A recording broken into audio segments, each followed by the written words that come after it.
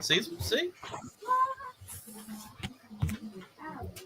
Okay, we are live. It did not play the intro. Okay, well, we're here. We didn't play the intro. It ain't do Wow. nothing. But anyway,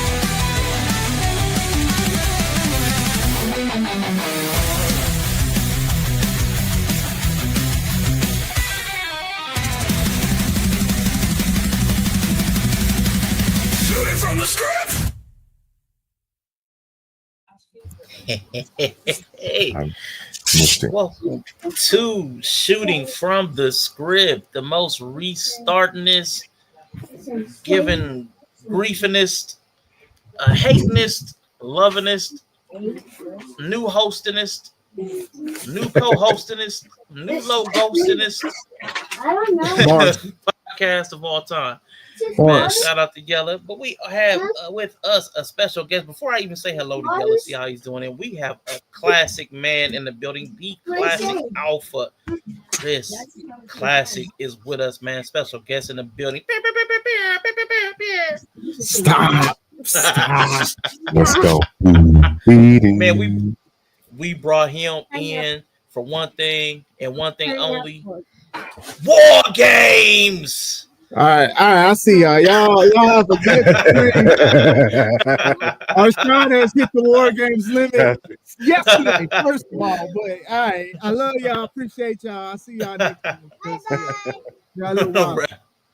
Raphael in the building. Hello. Yeah, what's up, everybody, man? So listen, man, we are here today to talk about what is greatness. Does the cream rise to the top?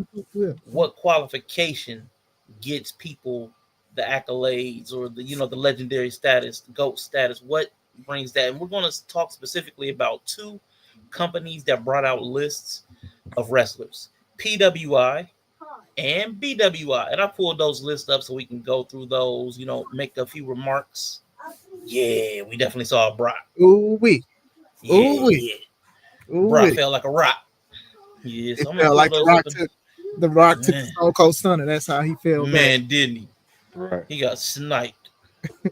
And before we go, man, I do want to shout out to Take It Home podcast, man. This is our first, hopefully, of many collaboration streams. So you know what I'm saying. If you're ever on Shooting from the Script, you know what I'm saying. Make sure you go follow over on Take It Home podcast.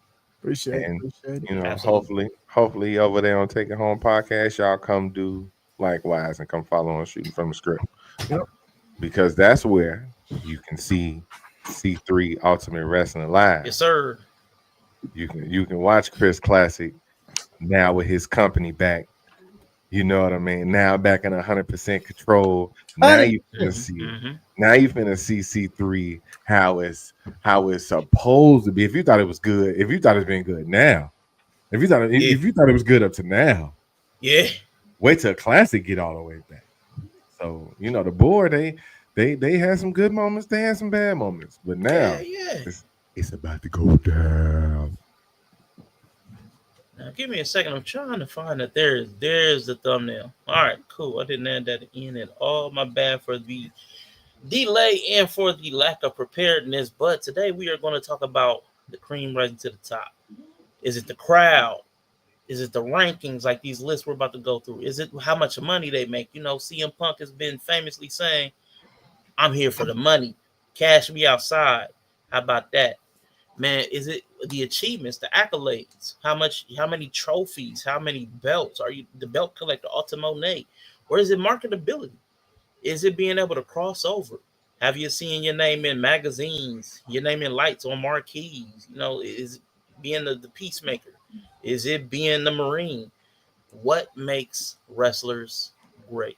So that's what we're going to talk about today, as well as going through these lists, remarking about the PWI as well as the BWI top 500s and the women's 250. So that's what we're going to hit today, man. So listen, I want to ask you first, though, how you both feel about lists. And of course, we're going to start with our illustrious guest, Classic. How do you feel about different publications, different groups? And it doesn't even have to just be wrestling, but how do you feel about rankings from different groups, whether it's peers, whether it's critics? How do you feel about these lists and their objectivity and their impact on the sports? First and foremost, let me say that if you are a wrestler, or even if you're not a wrestler, lists can be fun. Lists can be fun, but at the same time, don't compare your success of what you're doing to somebody else's list as a personal list and things like that. I know that some people have different rules and qualifications for their list.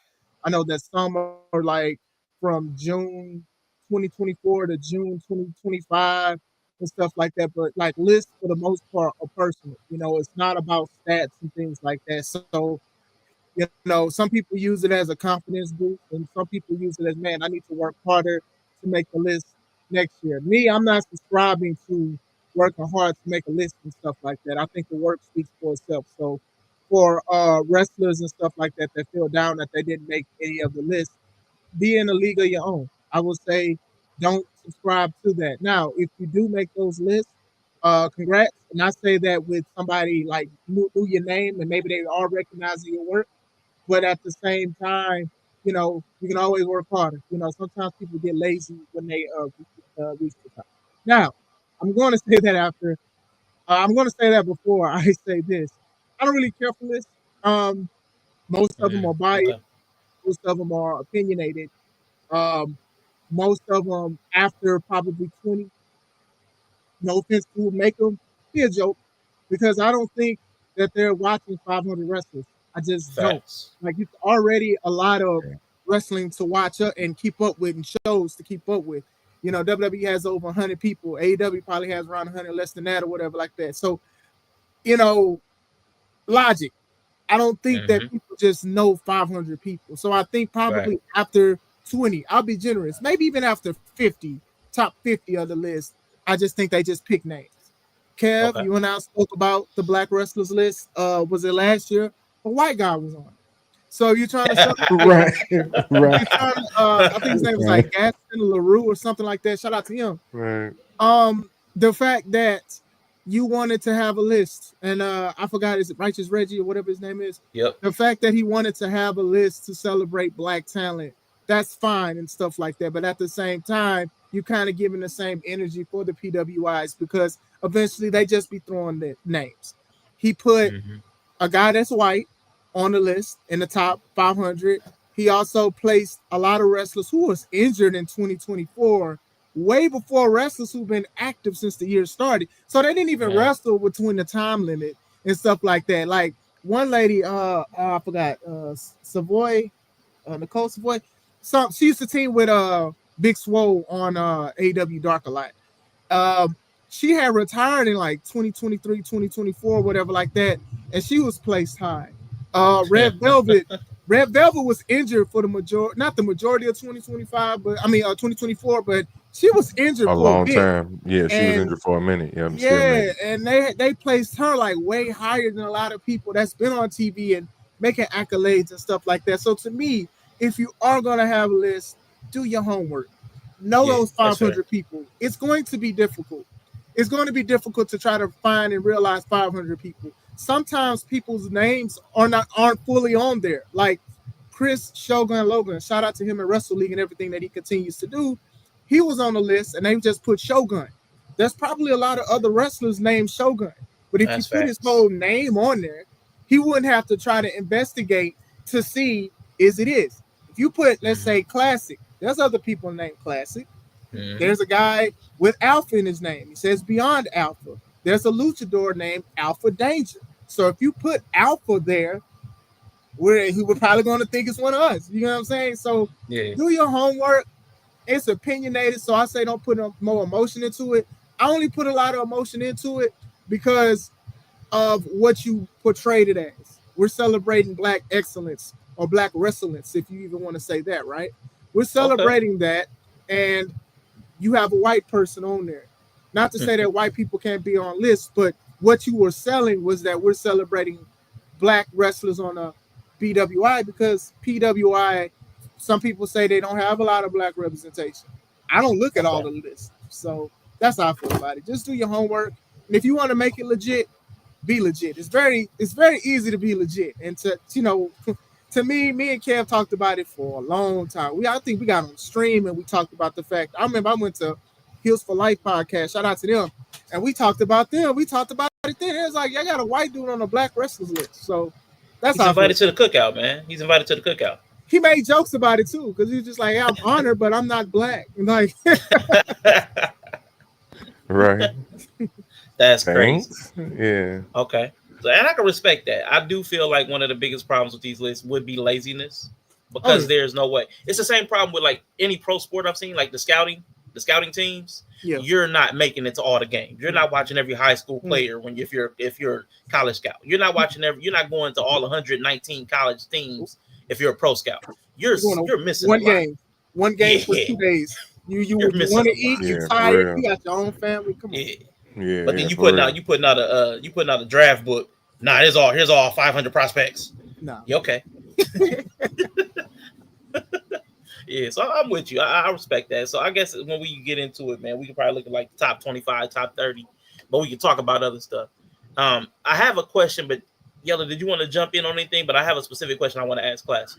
No, it's I guess for me, if you wanted to like put like a philosophical twist to it, okay. Comparison is the thief of joy. Okay, all right. You know what I'm saying? And the unfortunate part is that for wrestlers, a lot of this is comparison. Mm-hmm. You know what I mean? We was talking about like super kicks. You know what I'm saying? We was talking about like finishers, moves. There's very to me, there's very little room left, right? It's like that theory that you start half in the hole every time you never really reach the finish line. Mm-hmm. So you start halving and halving and halving from there. I think that there's a finite amount of moves that can be done, right? Without actually putting people in danger. So that limits a lot of what we do. And what you see is people getting compared to folks a lot. Mm-hmm. We just seen if you watch LFG, mm-hmm. the guy Anthony Luke on there, he was pissed because the first person they compared him to was The Rock. He like, man, damn, because he a big light skinned dude. Yeah, he a big light skinned dude. He got certain movements or whatever. Like, you know what I'm saying? What can he do? Mm-hmm. Everything he do gonna look like The Rock. Yep. Just because he looked like the damn Rock. Yep. You know what I'm saying? You put a ceiling on him too. Yeah, and you put a ceiling on him. So these lists get out here, and I guess for like the fan in you, yeah, it's cool. I think for me specifically, now being like somebody involved in the business, I look for my people. You know what I'm saying? And that would be pissing me off. Like, oh, y'all must not know. You know what I mean? So that's kind of what take it away from me too. So, but then it's, keep it to like 10. Like we was like you're saying, like a YouTube video, 20 at best. Top 20 wrestlers of such and such. Okay, cool. Let's have that conversation. Top 500, I stopped caring after like 30, 40. I stopped caring. You know what I'm saying? And it's irrelevant. You know. So. I'm with you. What up, Shay? It's good to see you, Raphael, in the chat. I do want to ask something specific to Classic, because in the last few, what I've been doing is tracking C3 Ultimate Wrestlers. I've been tracking them on the lists. Now I noticed this year on the BW 500, all of the C3 wrestlers are absent on the list. Now I can't imagine that any of them just got so trash that they just dropped 200, 300, 400 spots in the national ranking. So I want to know, what did you do to Righteous Reg to get your wrestlers politically blackballed from this list? What did you do? What did you do? Was he a member of the board? For real. For real, man. Is it right? Is it Mr. Reg? Is that who we dealing with? All right. Damn. I didn't do nothing. I do know that some of them made the list last year in 2024. I believe Steele did. I believe Larkin did. Yep. Right. So he fall 250. That pit, man. Oh my god. So I know a few of them made it last year. So yes, sir. I didn't know that none of them made it this year. So to me, that makes the list less legitimate. It's not legitimate to me anyway. Like, no shade to Righteous Reg, but we getting unrighteous right now. It's not legit to me. It makes it more only because there's not a lot of black owned, and y'all know how I feel about leading with being a black owned business. Honestly, y'all know how I feel about it. I'll be like, I want y'all to see the quality of what we have. Sure, it can be an icing on the cake or whatever like that, or whatever. You know what I'm saying? But I want you to see the great show, and I want you to come back for that. Seeing great black wrestlers is also a great thing as well. And I don't like leading with this, but I'm going to say it. It's just like there's not a lot of companies that are black owned, let alone black family owned. It's a black family owned business because it's with me and my wife and stuff like that. And then everybody else is considered a family in that locker room. So it's not a lot of black owned companies out there. So when you turn around and you see that none of the wrestlers have made the list, what did you do? Because a lot of people love to see a C3 Ultimate Wrestling or Ashe or Black Wrestlers Matter because it's black owned business. And what's his Fourth Rope Wrestling with West Side Gun? Like, a lot of people are looking at that stuff, and a lot of people are happy to see that because they didn't grow up looking at that. They didn't know anything about it. So to have this kind of company, and I'm grateful for it because it's also a big opportunity and a responsibility for me and my wife. I want to make sure we make it on the map. Me subscribing to a list, that's not going to make me, I feel, be on the map. I think that we have done great work in C3 Ultimate Wrestling, and we continue to grow. So not being on the list, it doesn't really bother me. It kind of bothers me a little bit that the wrestlers on C3, because of the guys who have worked hard, the Joseph Ira Credits, the D'Angelo Steels, Marcelo Spade, the ARCs, the new people, the Jey Leons, the Gustavos, all of these people who have made great matches and stuff like that and put on and stuff. The Cobra, like you know what I'm saying? Like, a lot of people want to go against the Cobra, and there's a reason for that, because of the quality that he puts on and the fact that he didn't make a list or the champions didn't make a list. That just goes to my point at the beginning, to don't subscribe to what other people see you as on a list. Because like Kev said, after 30 or something, they don't care. They're just finding anybody just to put on a list. Do you really want to celebrate a here damn moment? Here, damn, your name is on the list. Right. You don't want that. You don't want that. And that's what I feel about a lot of black lists and stuff like that, is here, damn, we finally got something. And it's just like, no, I want something a little more to that, Yeah. Now that's for sure. Now at 481, there is a D'Angelo, but to your point, is that D'Angelo still, or I just assumed it wasn't because it just said D'Angelo. I'm just saying, like I did get a little happy. I was like, D'Angelo. But even then, there's wrestlers that actually reach out to the guy and ask. And who's to say that he's just saying yes because you're asking him, which makes it more horrible. Hey, did you mention me? Did you mean me? Yeah, I mentioned you, bro. Like I said, other people have names of Classic. Other people have names of Alpha. Other people have these different names. So when you don't say Classic Alpha, Anybody with the name of Classic or anybody with the name of Alpha, they're going to say this. They're going to think it's them. Me, I don't think it's me, honestly. If I ain't making on the list now, I probably ain't going to make it on the list. And that's fine. You know what I'm saying? I know that some people jump for joy. I remember there was a young lady. She added it dang on her resume that she jumped from number 500 to 250 on the BWI.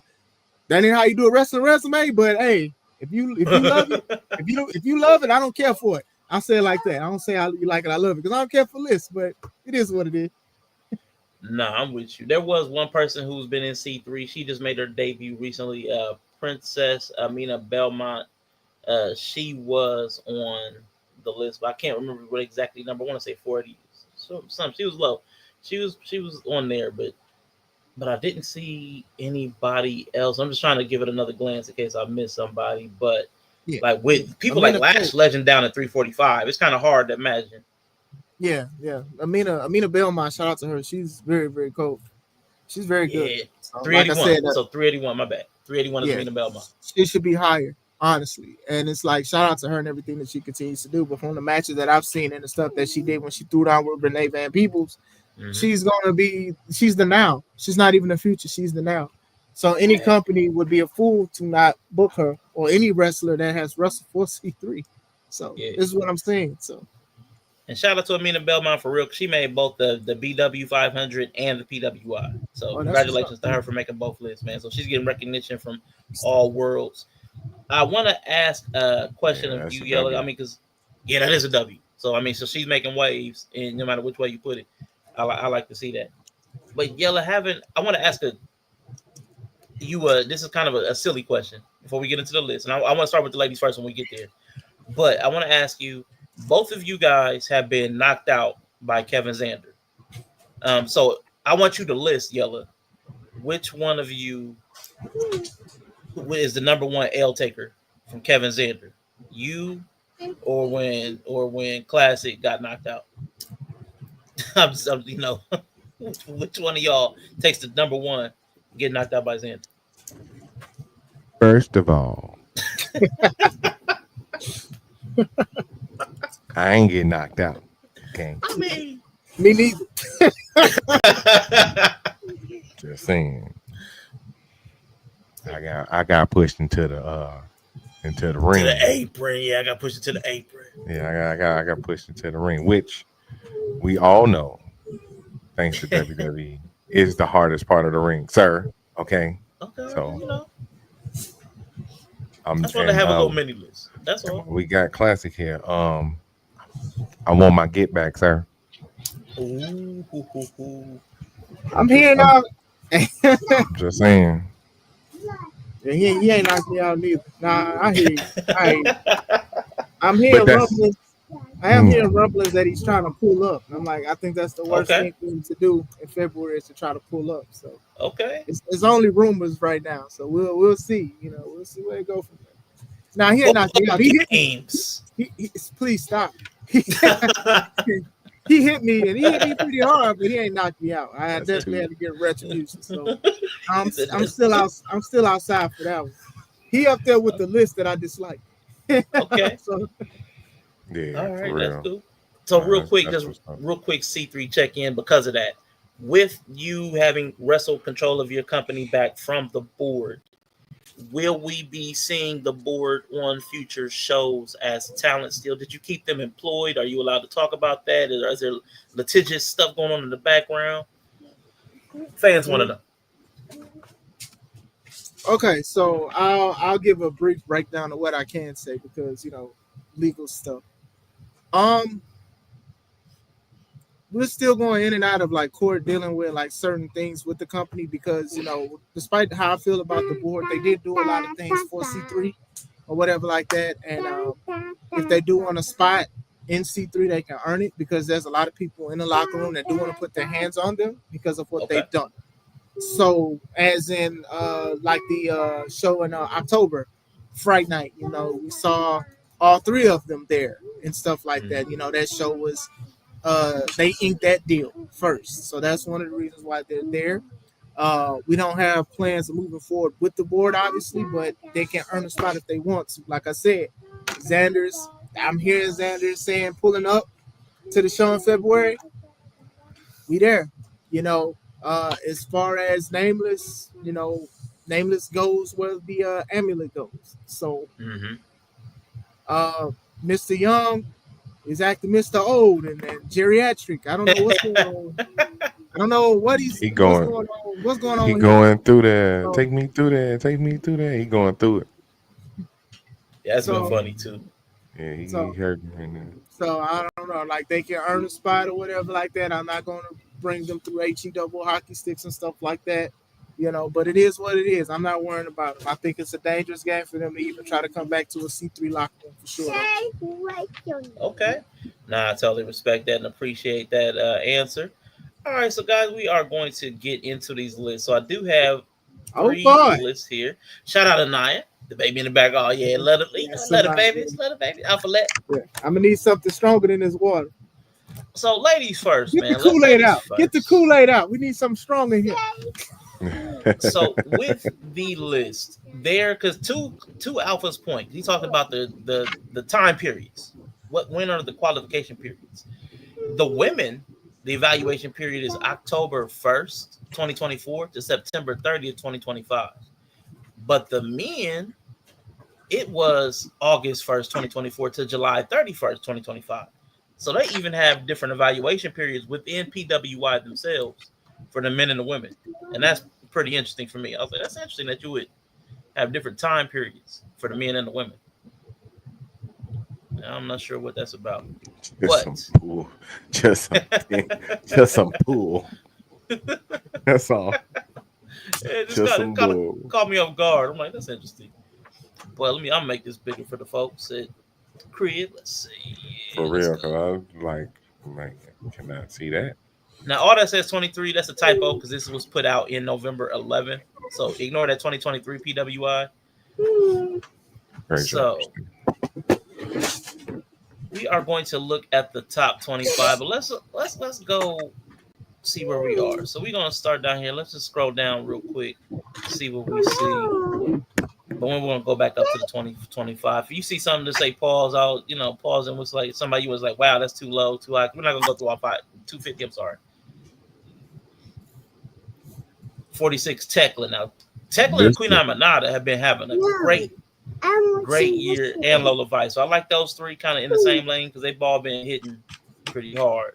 Now some of these names above them, I don't even know, but I'm also not the most avid wrestling fan. I have no idea anything about New Japan, but having them below Fallon Henley, they're right on top as I'm scrolling. Fallon Henley at 41, but having her above Tekla, Kalani's and Lola. Kalani's at 40. Yeah, that's crazy. So you just scrolling through and we just say stop real quick. Yeah, okay, so this is a quick glance. Kalani at 40. Now I'll say this: Kalani needs to work on promos. Me and our Charlie spoke about the one that she did, and it was basically monotone. Man. But I do think she is very low for what being a. Well, I know she just won, and I know the qualifications is different. She just won a knockout title, and then she just lost it, but she still was doing stuff like NXT with the North American and with the world. So she definitely don't need to be at 40. So she was below Tekla. Oh, she's above. Oh, okay, she's above Tekla. Okay, and Lola. You gotta go back up. Yeah, you gotta go back up, bro. Because you just started rolling it like credits for a movie and shit. You need to. It was just before we get into the list, we just like to scan and see if anything jump out. I was waiting for the end credits scene.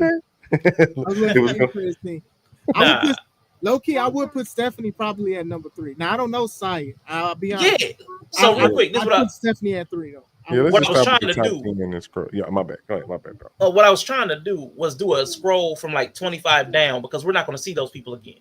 Like, if there's anything we want to talk about, like scroll through. If there's anything to talk about, we'll say something. But then we're going to jump back up from 25 and work our way up. That was my thought. No, my bad.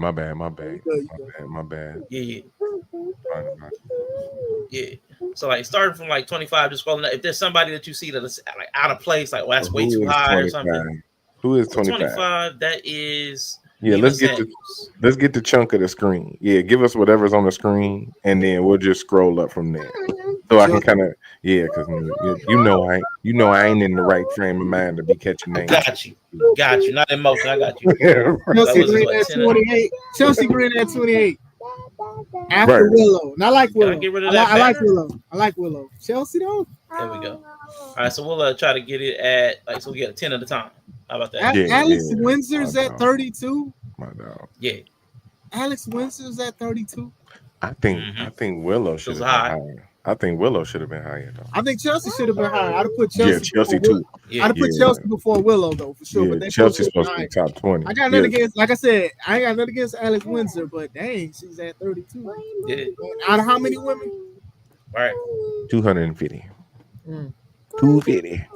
And even during the evaluation period, Charlotte's comeback won the Rumble, won tag champs, and she's down below the U.S. champion. That's because they probably count their absence after that WrestleMania match she had with Tiffany. Yeah. Because that match wasn't that good neither. And obviously, that's true. That's true. Obviously, they're taking it out more on Charlotte than Tiffany because look at the ranking of Tiffany, being in the top 10. Yeah, and if the list started in 2024, she was still hurt. Yeah. Yeah. She didn't catch all 2024. Yeah, she came back, won the Rumble, and they had a couple good. Rio's at 34. Yes, sir. When the last time we seen Rio? Man, she made a couple of appearances. She faced Mercedes Monet. Wait, she faced Mercedes, right? Lost, and then we ain't seen her no more. Why is she at 34? She had one other match. It wasn't for anything. Okay, that don't help though. One other. Wait, there's more. One more match. One more match. She had a tag match. Yeah, she had a tag match with somebody. But you see, 34. You see where I'm coming from when that kind of situation. It's because now it's like, okay, because like I said, I don't know some of these Japanese women, so I can't sit here and get on them about their placement and stuff. But I can talk about Rio because Rio has been, unless this is a different person named Rio, which goes into right. Because it's a different spell. I think Rio's is Riho, but I could be wrong. Yeah, but you might be right. It could be, So yeah, 34 out of 250. 250, Rio. Riho, you right. The lower we get, the more upset. Wait, what number is Jey? I'm not sure. Lower. I seen her down lower. Yep. Lower than Rio. Hold on. Jade is lower than Rio. Oh, we're gonna see some names. Hey, wait till you see who's down in the 50s. Jolie That's where Jade is. Jade is outside. We gonna use Riho. Oh my god. Okay. We're gonna use Riho as the why are they lower than Riho for right now. Yeah. Until we see somebody work. Until we see somebody work. I think I'm ready.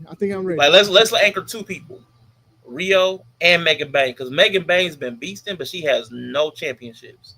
So you got Rio who's done absolutely nothing, and Megan Banks who's been beasting, but no chips. Yeah, so I like Megan that's who's in the mid 30s. So let's check the next 10. All right, next 10. Here we go. Got Zelina above Kalani. Okay, I'm cool with that. Just on say, I'm not a Kalani fan. But Fallon. Kalani? Okay. Nobody doesn't like Lonnie. I told you she like her boyfriend. Nobody beats Lonnie. Lonnie is the best. Lonnie is the champion. Lonnie is going to win the TNT, TBS, AEW, WWE, NXT, C3, ABCD, LGBT champion.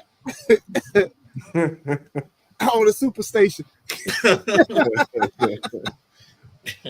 But no, she just like Mello. Yeah, that's a good comparison. That's a good comparison. They give off Black BET villain movie vibes when they hear Black Tyler Perry heels. You think you're gonna make the squad? Oh no, we're gonna make y'all do some crazy stuff. We're gonna hate you and say you didn't make it. But I think I do think she does need to be higher. Jody Thread, higher, because she good in the ring though. Jody Thread, I know she's a vet in the game. I know she's been in TNA and stuff like that. But I do think some people do remember her with the match she had against Athena, where it looked like Athena put the hands and feet on her in that match. Like she threw her out, and it look pretty nasty. But yeah, definitely nasty. So yeah. Hey, Tyler Perry been writing like he been booking for WWE for years. He writes He WWE does. He storylines. Exactly. does. He right. Yes. Tyler Perry got the same movies. He's been doing the same movies ever. Yes. It's a single black mother, got kids, and the dad ain't nothing.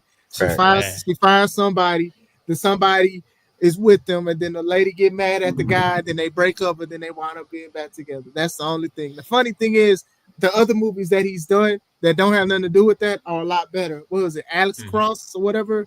Is it Alex Cross? That was actually a good movie. It's other ones too.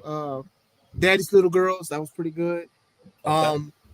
But yeah, all the other ones, like the plays that went to movies. The plays was good. Yeah, the plays are better than the movies, honestly. Yeah, way better. Why Did I Get Married? I thought was good. The second one was okay. I really wish they didn't break up Gavin and Janet's character. Wow. I hated how it went down. I hated it. I hated it so bad. I hated it so much. But hot take. It might be a hot take. Yeah, see, it's that's like booking the love storyline. The same thing. It's the same stuff, right? It basically what it is just the same thing. And to me, women are easy to sell to, and Tyler is easy with these movies because I know that a lot of it stems from his childhood and upbringing and stuff like that. Mm-hmm. So whatever his pops did,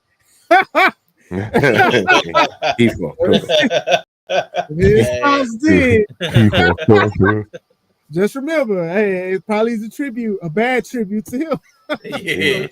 He messed up. He got Joe Jackson. I thought Will was on one when he said, "How come you don't want me, man?" Tyler's not. No. Tyler said, "Watch this, make $1 billion." I'm telling the same story. He said, "I'm gonna make a studio and talk about how bad you." Dang. That's crazy. But yeah. No. Okay. So Thekla. So before we move on, Thekla. I like me some Thekla.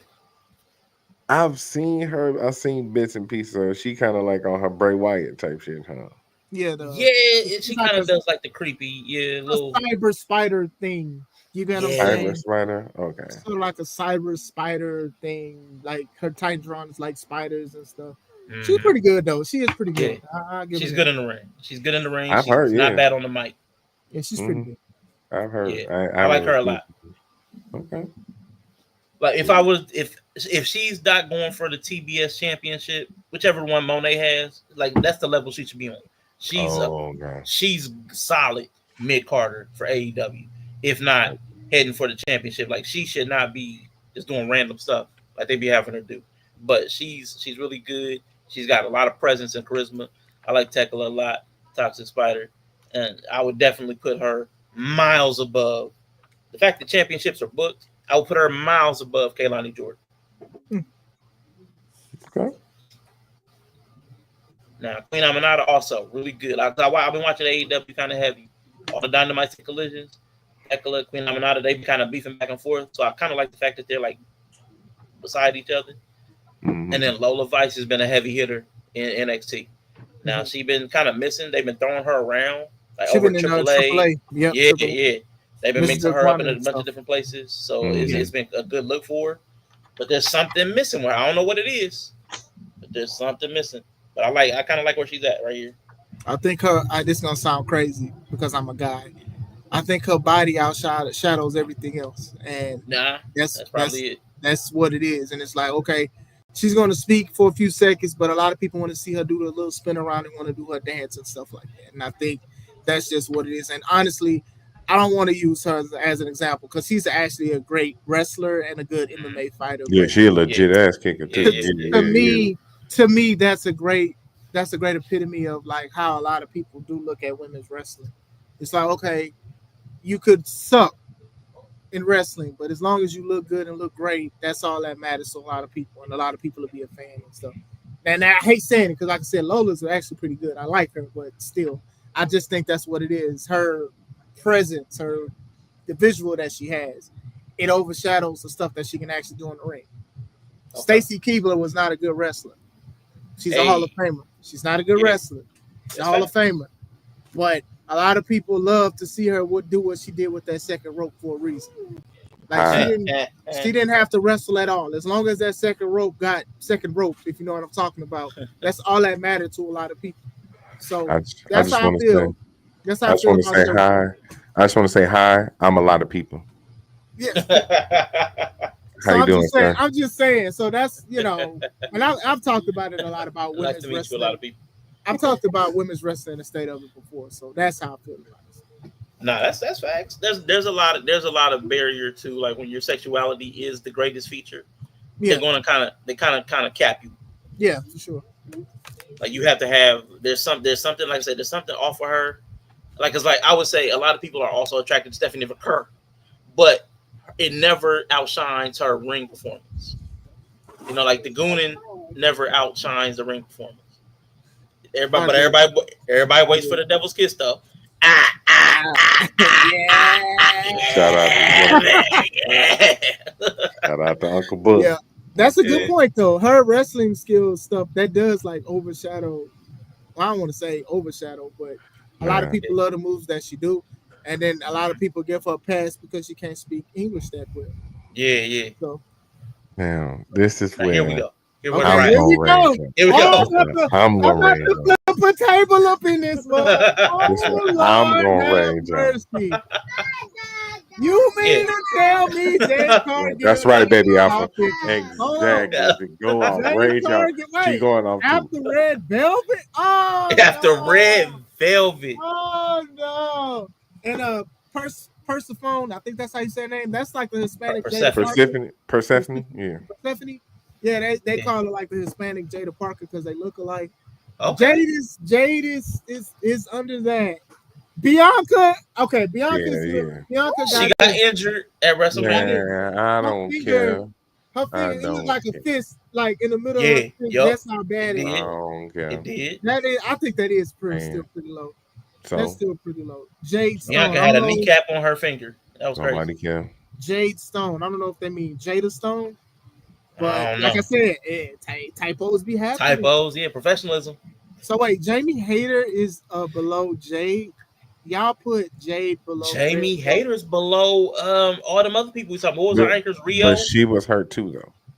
Same thing with Bianca. Like same with Bianca. Yeah. She was hurt too. She was out for a minute. But she came back balling though, man. I don't know. She came back hard. Yeah, she got hurt again. Jade is too low. In this period of time, she got hurt twice. She might have. She probably did. Yeah, I wouldn't put Jade that low. Jade would definitely be above Queen Aminata and Declan. Yeah, because she had a hell of a year. Yeah, because she had a hell of a year. She'd definitely be above them. See, and that's the thing. Like I said, everybody has their own qualifications of what their list want to be. And then even then, the period of doing it, like it was different from the men and the women. Yeah. For what reason? I don't know. But Jade at 53, like, she should have at least been in the top. Like, even if you would have put in the top 20, I'd have been like, okay, I understand because she can't improve. She still needs to improve and stuff. But 53? Wow. Yeah. How do you look at that woman and not say, like, the presence that she has and the believability that she carries and stuff like that, and you don't have her in the top 50? All right, so real quick, man, I got two questions for you. One's a practical question and one's a stream question. The practical question: how much time do we have before Classic? That way I can monitor my time so we can bounce back and forth between these. I don't know. I'll let y'all know. If I get sleepy, I'll let y'all know. All right. The second question is, like, that's a good point. Like, you talked about her believability, her, like, she just looked like a star. She just looks like a wrestler. What is the most important thing for you? Like, let's talk about this real quick. Like, because Jade is somebody who has the complete physique and look of what you would want. Shoot, almost as a Greek god. You know what I'm saying? Like, she should be on like Mount Olympus, Zeus, Athena, and them. And then there's like Jade Cargill. Like, needs to be retcon into Greek history. It's like, what's your criteria? What's the most important things for you? Like, how would you list these? Like, let's do a list within a list. Let's start with you, Classic, and then Yella. How would you, these 5 things, as far as what's the most important to making a great wrestler? What's the most important things here? Classic, let's you start. So, okay, so out of the 5 on the screen. Yeah, and if there's something else that you think is not present, throw that in after Okay, so using Jade. Well, I don't know if I would say a rank, but with Jade, right? crowd and marketability is the big thing. I think with Jey, marketability is the bigger thing. I'm looking at her height. She's 5'10", so you can even sell that as in 6 foot, right? We look at how she looks, her abs, the muscles, and stuff like that. And not only is she strong, she's soft. If that makes sense. A soft woman with muscles and stuff. We haven't seen that since Bianca Belair, which they are very, very similar. Heck, when they stand by each other, they look like sisters, right? You know, usually when we see muscles on a woman, it's more of a masculine build and stuff. But both of these women have an elegance, being fashionistas and stuff like that. So I think with her, marketability is very, very important. I think AEW peeped it when she came in, and I think WWE peeped it too. So that's one of the things that's like very important as far as marketability. Crowd, the way that she had her debut and how she showed up in WWE, she got a reaction. And it's even to the point to even if you don't know who she is, oh my gosh, look at this lady. This lady. Yeah, you gonna say who is she? She's strong. She's elegant. Look at her makeup, all of this stuff. That's very, very important. Having her team with Bianca, that was a good thing too, as well, because a lot of us knew that Jey wasn't ready. What's the other three for Naomi? the? Oh, you talking about? I thought you were talking about the big three. My bad. My man, somewhere else. So I would probably say with Jey, first thing is marketability, which she has. Okay. And people like her. The crowd, very, very important. Like a lot of people love to see her. They love what she does and stuff like that. They don't even want to boo her that she's even bad. Those two are the main ones with Jey. Achievement. Honestly, if they was going to try to make those women tag belts believable and legit, they should have kept them on Bianca and her for about a year or so instead of doing a hot potato thing with it. I think that would have added more prestige to the belts themselves. I do think that her current run now as the women's champion, I think that can be great too. It depends on how they do it. Maybe this is the spark that she needs to improve more. We know that she had a record in TBS until Mercedes Moné broke it. And that was a big record to have. And even then, marketability and crowd, taking her to AEW, she had a baddie section. So that gave women a reason to watch wrestling. And women would actually apply. I know she's doing it now with WWE, but women would apply to be baddies with Jade Cargill. Hey, that's dope. You get what I'm saying? So crowd and stuff like that. If a woman looks great wrestling and stuff like that, more women will look at it. Outside of the guys that's looking at an amazing woman wrestling, women are going to look at that.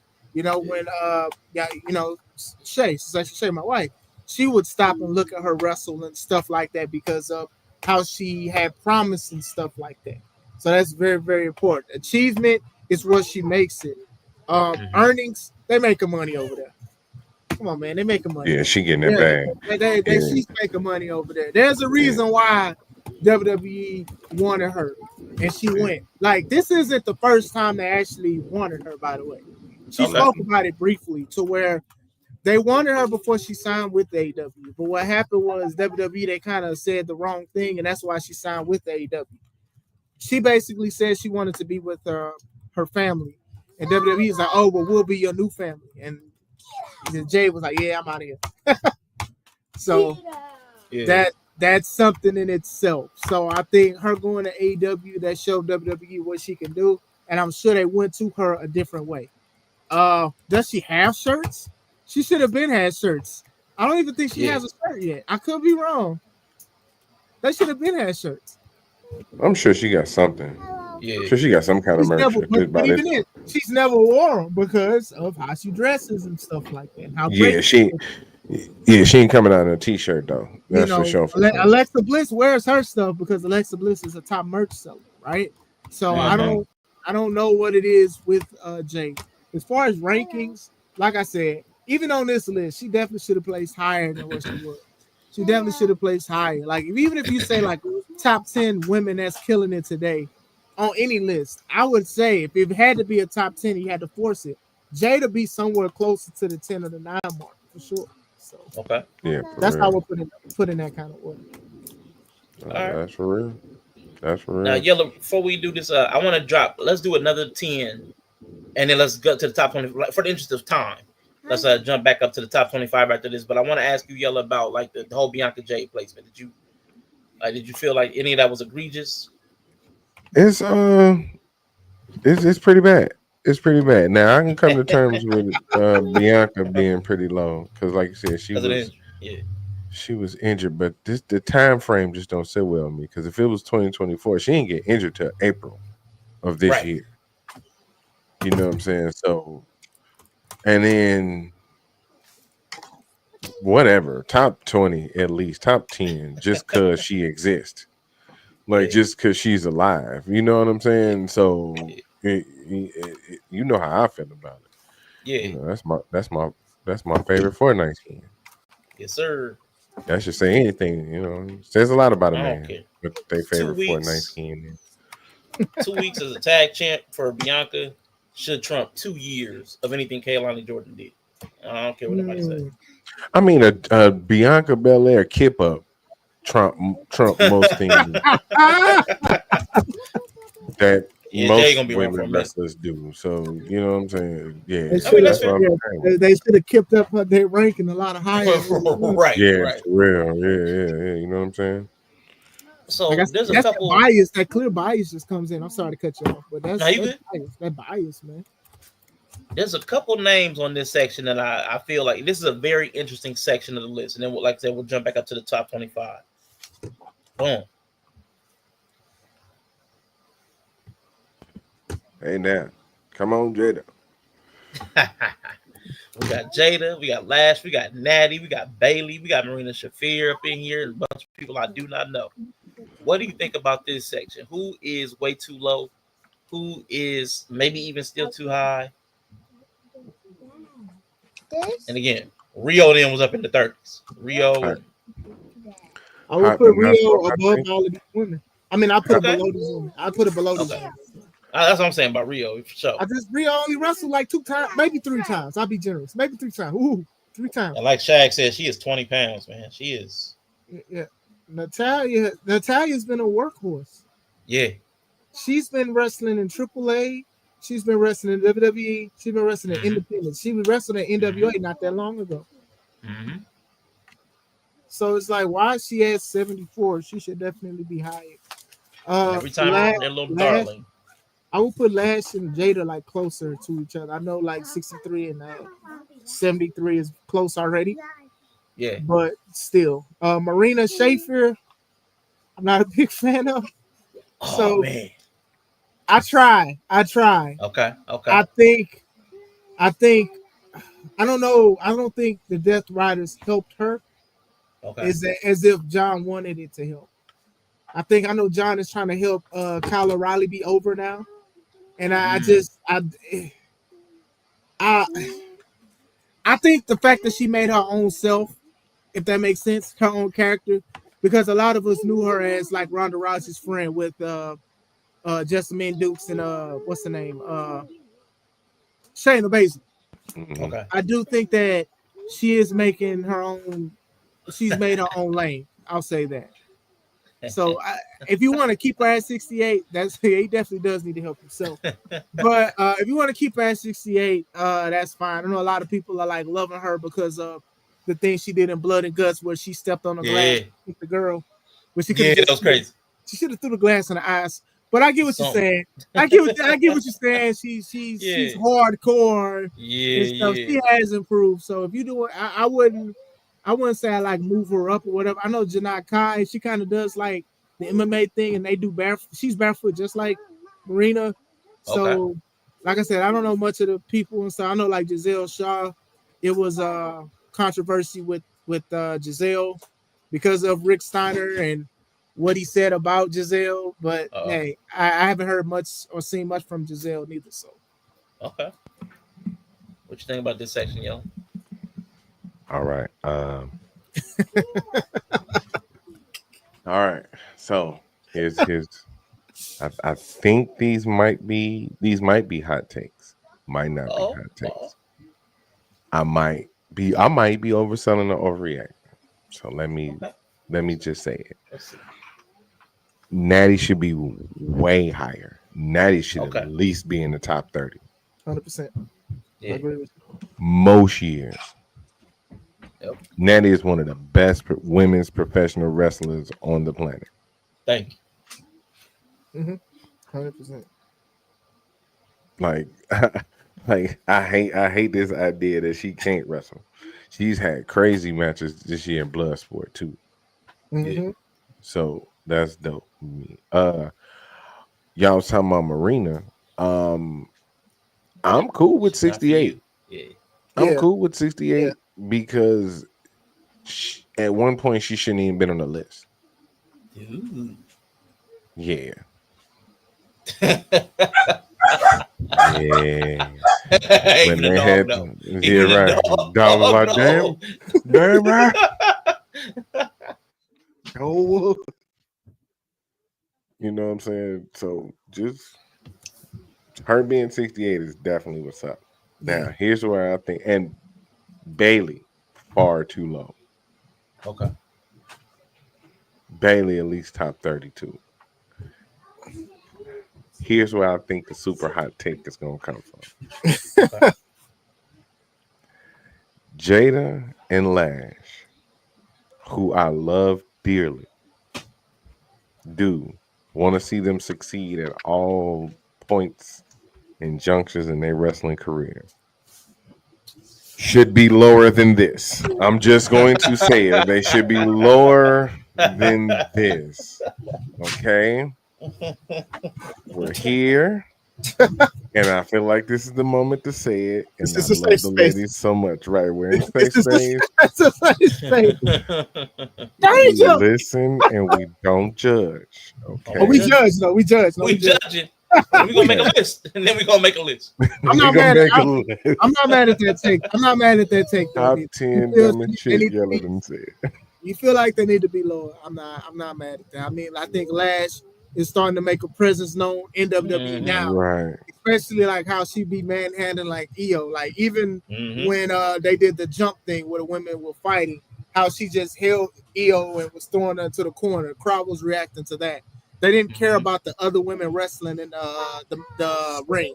They looked at that, or they looked at how she struck Io. Was it last week or 2 weeks ago, or whatever? Yeah, like that punch. She's just starting to get her footing as a powerhouse and stuff like that. Yeah, and she's also soft. You know what I'm saying? Like I be talking about like women being not masculine, being muscular and tall and stuff like that, and it's like a hardness to them. And she's soft, so I like that. Yeah. I'm so glad she up on the main roster. I am. Me too. Because she is in the element that's going to give her the best opportunity to be good. It's telling when they had their matches together. And I love that they have this rivalry against each other. And I hope that Lash Legend versus Jada Parker main events WrestleMania one day. That'd be crazy. It just won't be any day in the next like 7 to 8 years, unfortunately. And I'm hoping I'm wrong. I am truly hoping I'm wrong. Please let me be wrong. Ladies, prove me wrong. You make me feel stupid. Please make me feel stupid. I'm like, damn, I was so wrong about them. They were great. Yeah, I will say, like, I think that I'll say it like this. I think that if Nikita Lyons didn't get hurt, I think that Lash probably wouldn't be called up to the main roster. Only because they believe. Come on, it's the truth. Ooh, and it's not wrong. It's nothing against Lash. I love Lash. Right. I love the little TV show they had, but I think that they obviously was believing more into Nikita Lyons. When Nikita got her knees, when she hurt her knees, that's when Lash had the time to step up, and then the Metal 4 stuff with Jakara Jackson and Noam Dar and the other guy, forgot his name. She's the worst of them. Mensa, whatever. Yeah, and I think that showed, and then like the story with the Metal 4 and Trick Williams and stuff, and it eventually transitioned, and then it was a blessing in disguise for Lash because they were definitely behind Nikita over Lash, and I felt that like their matches that they had against each other, they were good, and I thought they both needed to improve. But obviously, for reasons, they were going for Nikita to be the one for the call up. But I think they made the right decision with giving it to Lash, because Nikita was hurt instead of waiting on Nikita. So yeah, she gonna stay hurt. Yeah, she got to stop doing those moves. I hate to say it, but her body ain't meant for those knees to be falling on like that and to be kicking and spinning and stuff like that. When you look at she was in Women of Wrestling and she was on other TV shows, she was a lot smaller than what she was. So now it's a lot different when you putting weight on. You trying to do these spinning kicks and splits and all of this other stuff. And you know. But I'm a hater, so I don't know. Listen, I'm gonna tell you, Nikita Lyons just had one of the best promos I've seen of hers with somebody down in like Evolve or LFG. It was like two black girls. They was trying to do a TikTok. She came dancing in and had like a little funny little moment with them, and then bopped off. It was funny. It was the best I've seen her. Instead of trying to be serious, it was comic, and I think it was the best look for her that I've seen. That I saw. Like when she was in NXT and they were trying to play her serious, it just wasn't hitting right. And the whole little love triangle, it wasn't hitting right, but it was fun. So I was like, that was a good look. But I want to jump up to triangle with Obafemi and stuff. Well, there was that, and then there was what was it, Ashante the Adonis? They tried to triangulate the lady with the sword, and Nikita and Ashanti, and I was like, it wasn't hitting. All right, chill, baby. So let's go a little bit below the 25, starting to Willow Nightingale, because I know y'all said she should. That's a little low for Willow. But let's look at from 16 to 27. Because I definitely think Willow should be higher, but I don't know exactly where. I don't know a lot of these names, but I know Blake. I'm not a fan of Blake. No, I'm not impressed with Julia. Roxanne is way too high. Roxanne is way too high.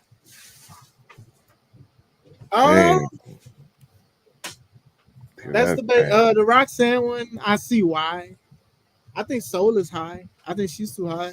I put Willow above Soul Ruka. Mm-hmm. Yeah.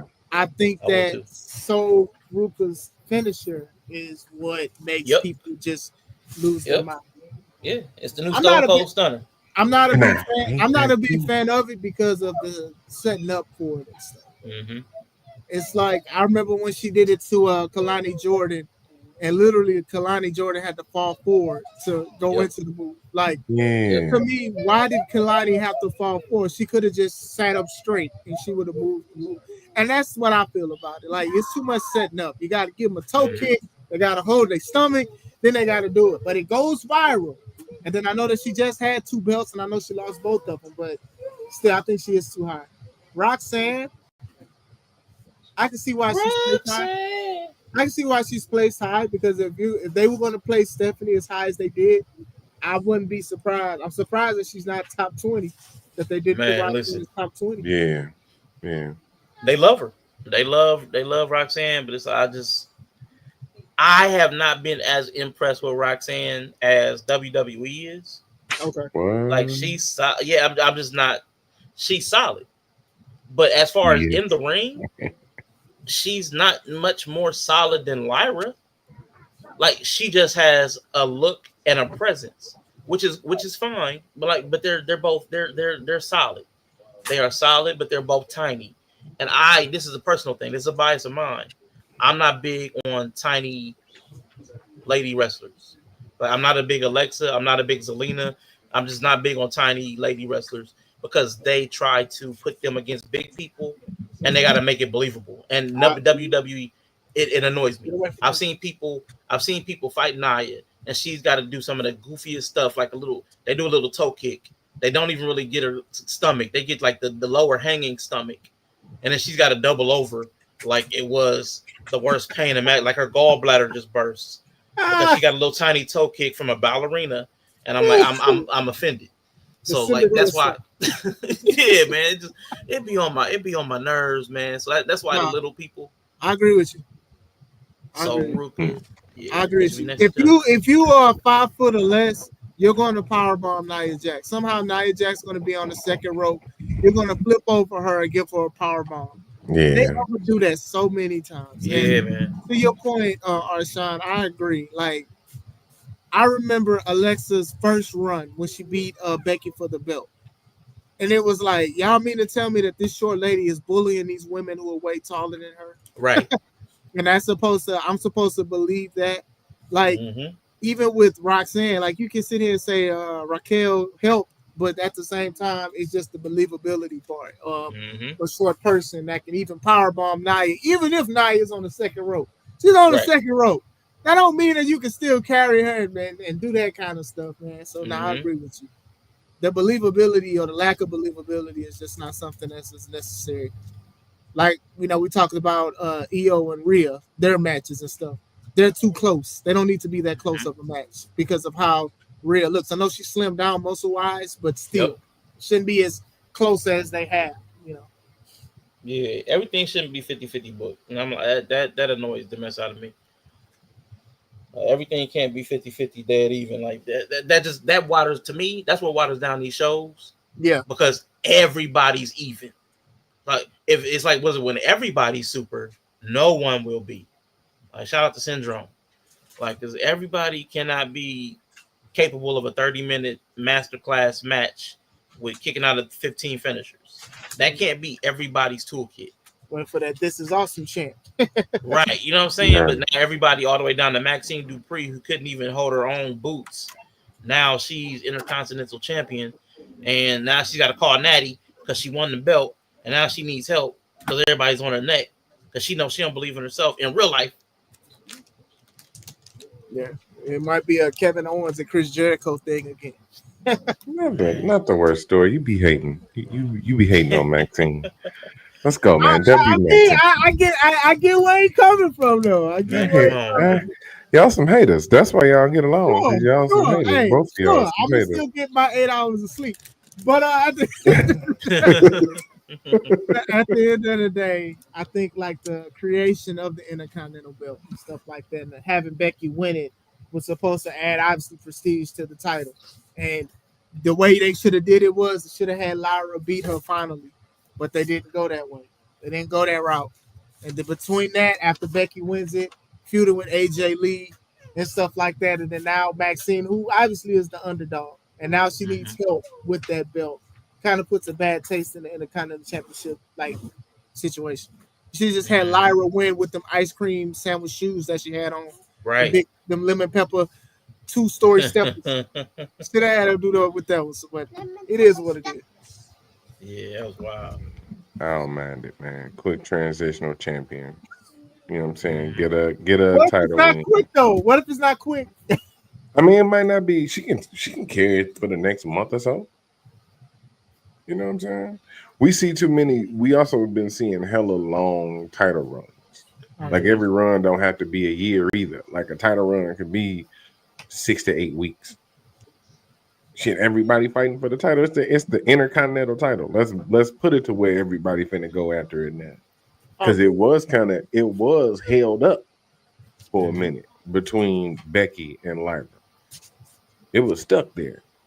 And if it had stayed with Becky throughout this whole beef with AJ, it really would have been stuck there. So put it on what's her name?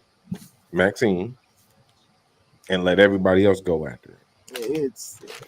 Titles definitely get stuck with storylines and stuff. Just like last year when was it Nia and Liv were the world champions and they were on the same War Games team, and then they teamed with Tiffany, who was the Money in the Bank winner and all that, and then they literally got stuck. So yeah, I definitely get it.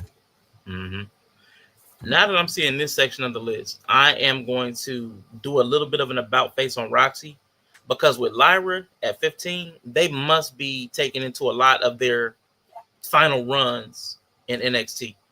That must be weighing heavily on this for Lyra to be decided up. So what do y'all think about this grouping going from EO at 6 through Jordan Grace, man? What do y'all, and then we'll hit the top 5 last. Athena should be 250.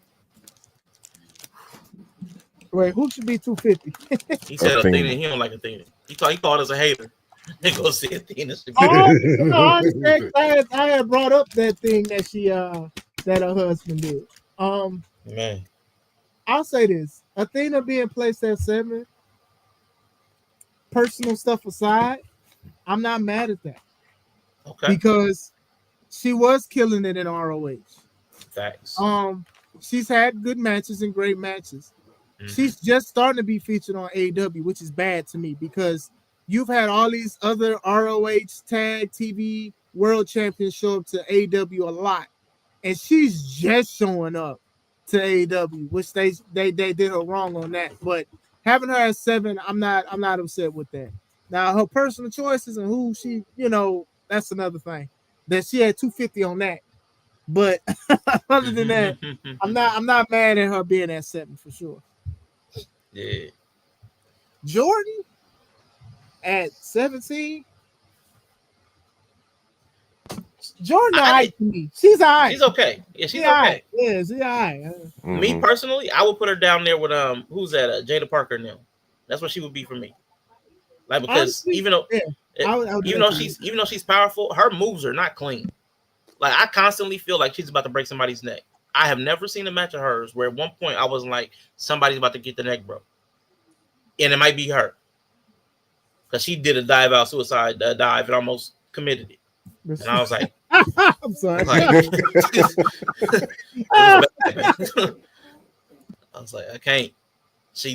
Every time it's about a heart. I promise I'm about to have a heart attack every time she wrestles. Now this past Tuesday, this past Tuesday was solid. Okay. I didn't see any this past Tuesday in the triple threat. Shout out to Jey Uso. I don't know her new name in the other company. She won the knockouts title. But Jordan Grace, I didn't have. There was no moments where I thought somebody's head was getting ready to get taken off. So shout out to Jordan Grace. That was a good match. Except that Kaylani was in it, but she's athletic, so it looks good in the ring. Just don't ever hand her the microphone. But yeah, Jordan, I would put her down closer to the 50s. But the rest of this, I'm not mad at. Once I was like, okay, they must be talking about like some of the NXT stuff for like Lyra. I can accept that. Because Lyra in NXT and Roxy in NXT, man. Yeah. We got JC Jane, she was winning belts, a lot of belts and stuff. Once she like a knockouts women's champion and the NXT women's champion at the same time. Yeah, double champ. He's a double champ. So although I'm not a fan of JC, I'll let her live. I'll let her live, but they got her between Liv Morgan. They got her live between Captain Morgan and Rhea Bloody Ripley. So that's a little too high for me. I think Chris is too high too. I know she's the current AEW Women's Champion, but I think she's too high. Yeah. I think she's her year wasn't that great. Her year wasn't that great. No, it wasn't. It wasn't. After the time. Her any year ain't number 16 great. I'm gonna be straight up with you. Wow. You said her what? Her any year isn't number 16. Maybe like that one year when she was with like Orange Cassidy and them. They was doing some shit. They was like the best. No. You mean when she was an alien? Nah, brother. No. I actually like the alien from the Andromeda Galaxy. Nah, brother. Nah. Yeah. Maybe that's what it is. I don't like the new version because I actually missed the alien. I wish the alien would have just. This is the more than a woman character that she's doing. I don't understand it truly because you're a woman, but I don't understand what she means with that. I mean, Aaliyah had a great song, More Than a Woman, but I don't understand. That was a banger. But but 16, I think that's too high. That's too high. I'm with that. Again, I've been watching AEW for the last year, and it's not been phenomenal. No, when I first started watching AEW, her in-ring work was definitely not phenomenal. She was Jey Uso. It was like, okay, you telling me that she's like a powerhouse, but I just think that like the crowd like her, they love her and stuff. And, she's appealing to a lot of people and stuff. She's won me over. I know this is a sidebar, but they had to confiscate a sign because it was like some lesbians. They liked Chris Statlander. It was like lesbians for Straplander, and I was like, okay, y'all doing too much. Where did y'all get this from? Right. Wow, they should. They should have let that stay. They should have let that stay. I'm sorry. Should have let it stay. But I mean, if they're letting like big guys wrestle and they letting the crowd chant meat and they want meat and all that, I mean, yeah, that's fair. That's fair. I'm with you on that. So I do want to ask you this, Chris. It was a quick question, and I'm glad you brought it. I was going to leave it alone, but I know with like your faith, you probably don't like as much of the sexuality that they bring in at AEW. But do you feel that it's too much? Like, not just the staple, and the crotch staple is a bit much for even me, and I don't even really care about the LGBT stuff. But do you feel like there's too much sexuality in wrestling, period, or just AEW because they lean a little bit more heavily into some of the stuff? I would even say like the models come out and they like Kiss. Was it a Johnny whatever? I remember his old name, but I can't remember his new name. And Taya Valkyrie. They like it's just some weird stuff. Like sometimes AEW just feels a little off kilter with the sexuality.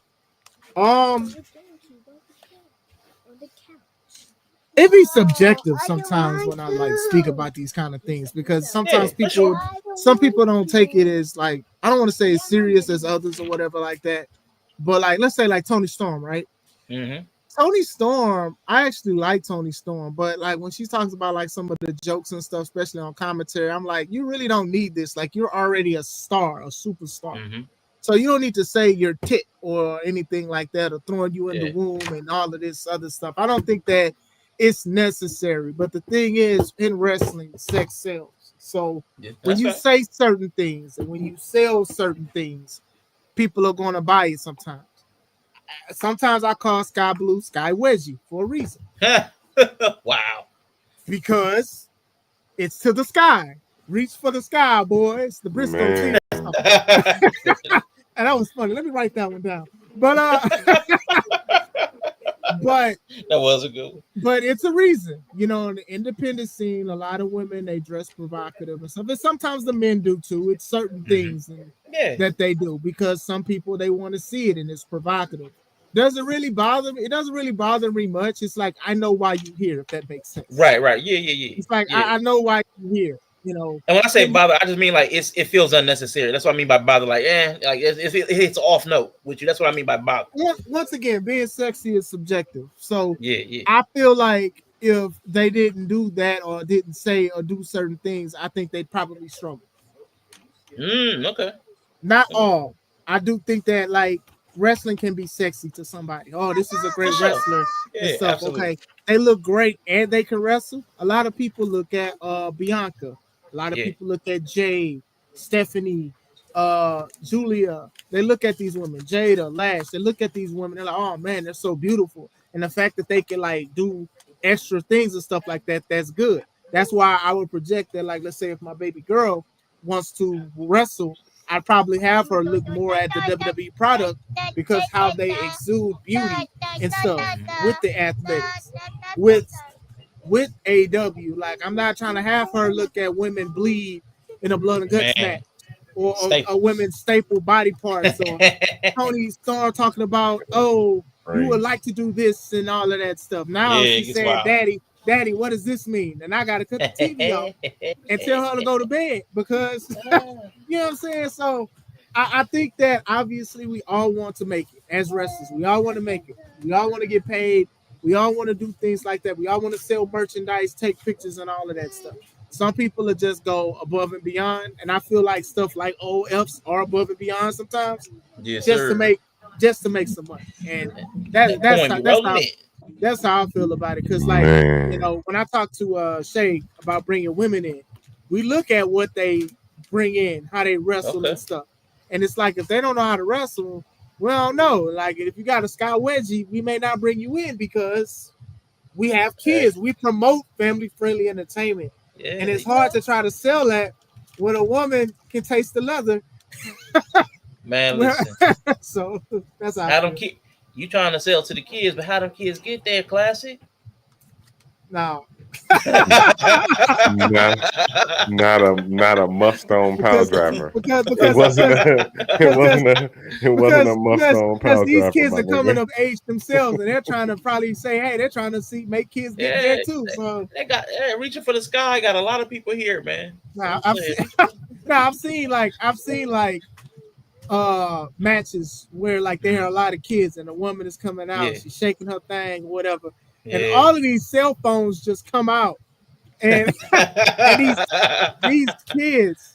And I remember one time, Kendra, she got on her son and my son because how they face lit up when one of the ladies came out and what she was wearing. She's like, get your son. They over here smiling and stuff. They almost pulled their phone out. Kev and even Arshad, do y'all remember? It was an old video. I think it was Tori Wilson or something. Okay. She like took like her shirt off. Yeah. And then they show like a little black kid losing his mind, like screaming, like yeah, yeah. So it's like that gets kids going too, unfortunately. Yeah, that's fair. That's fair. No, that's fair. I'm with you on that. All right. Well, let's look at the. Go ahead, Yellow. No, I was gonna say I'm conflicted. as always about this situation, because like you said, there is a layer of too much. Mm-hmm. You know what I'm saying, and it can be too much. I think the balance of it, but you know what though, Tony is a good wrestler. Yeah, for sure. This is just an evolution in her character. I don't know where it went from old school actress to sexual deviant, but I'm also okay with that too. Yeah. So, you know what I'm saying? As a fellow deviant yourself, I'm sure you're. They try to call him a heathen. But all my friends are heathens. Take it to me. But then it's also like Rhea Ripley, right? Like Rhea Ripley did the inverse, because she was the dom mommy and it was making all the innuendos, and then after a while she just kind of chilled out with that shit. Yeah, all that out. Yeah, you know what I'm saying? She's still her. She still got that same style of presentation. You still get the same vibes, but it ain't as, you know what I'm saying? It's not overt in your face. Yeah. Because she was on that. And yeah, she was. I was too. We all were. It was great. Yeah. It happened and it was good. It happened and I liked it. Right. Yeah. So this for sure. All right, now we're in the top 10. Top 10, starting with the aforementioned Rhea Bloody Ripley. Yeah, come on, man. I'm really not mad. I don't know Saya Kamatani. I'm assuming she must be a beast because they got her 3. And I don't know C.R.E.A.M at 8. But the rest of this list, I'm really not mad at. Like, I mean, Tiffany. I'm sorry, I just saw Tiffany. I'm not a big fan, but I understand why she's up there. Not a fan of Tiffany time. If I take what she did in NXT, but none of that was in the qualifying period. Tiffany been up for over a year. It definitely wasn't. No, definitely wasn't. I'll give her this much credit. I don't know about top 10. That whole build up to her cashing in, her whole winning the Money in the Bank and build up to cashing in, and like short. That was great. That was good. That was good.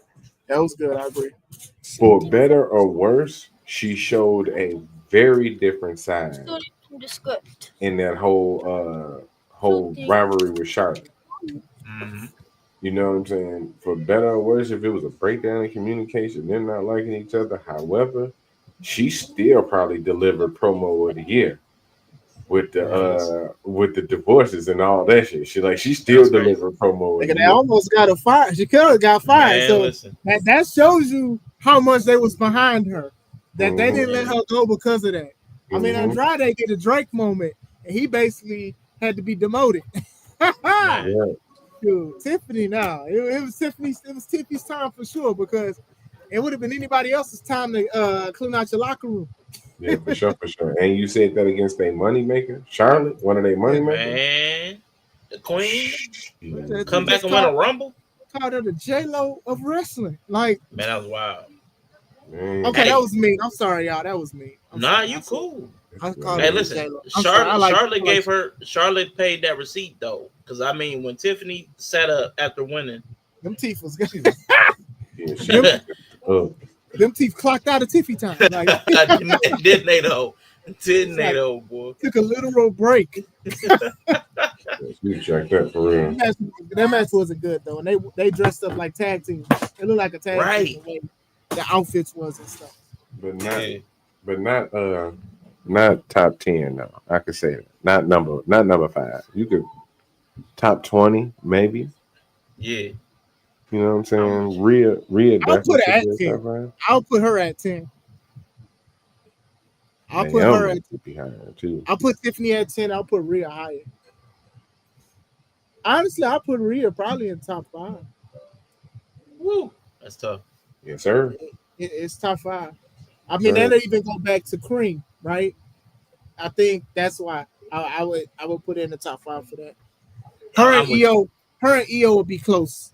Like you could put EO before her, or you could put Rhea before EO. I wouldn't be mad at that because of what they've done. I think they need to stop being friends for now, but after War Games, but it is what it is. Yeah.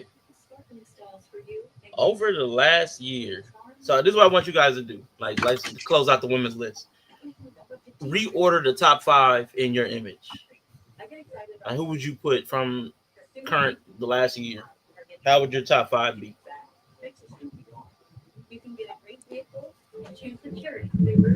Bianca Belair,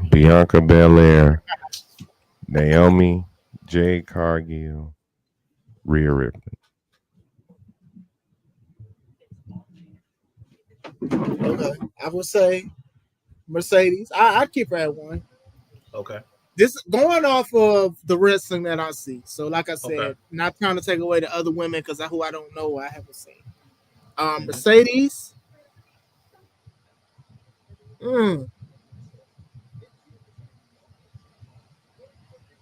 I'd say Naomi. Okay. Naomi would be number 2. Oh yeah. Because if they're talking about from that time period, we got to think about she pushed Jade. She pushed Jade.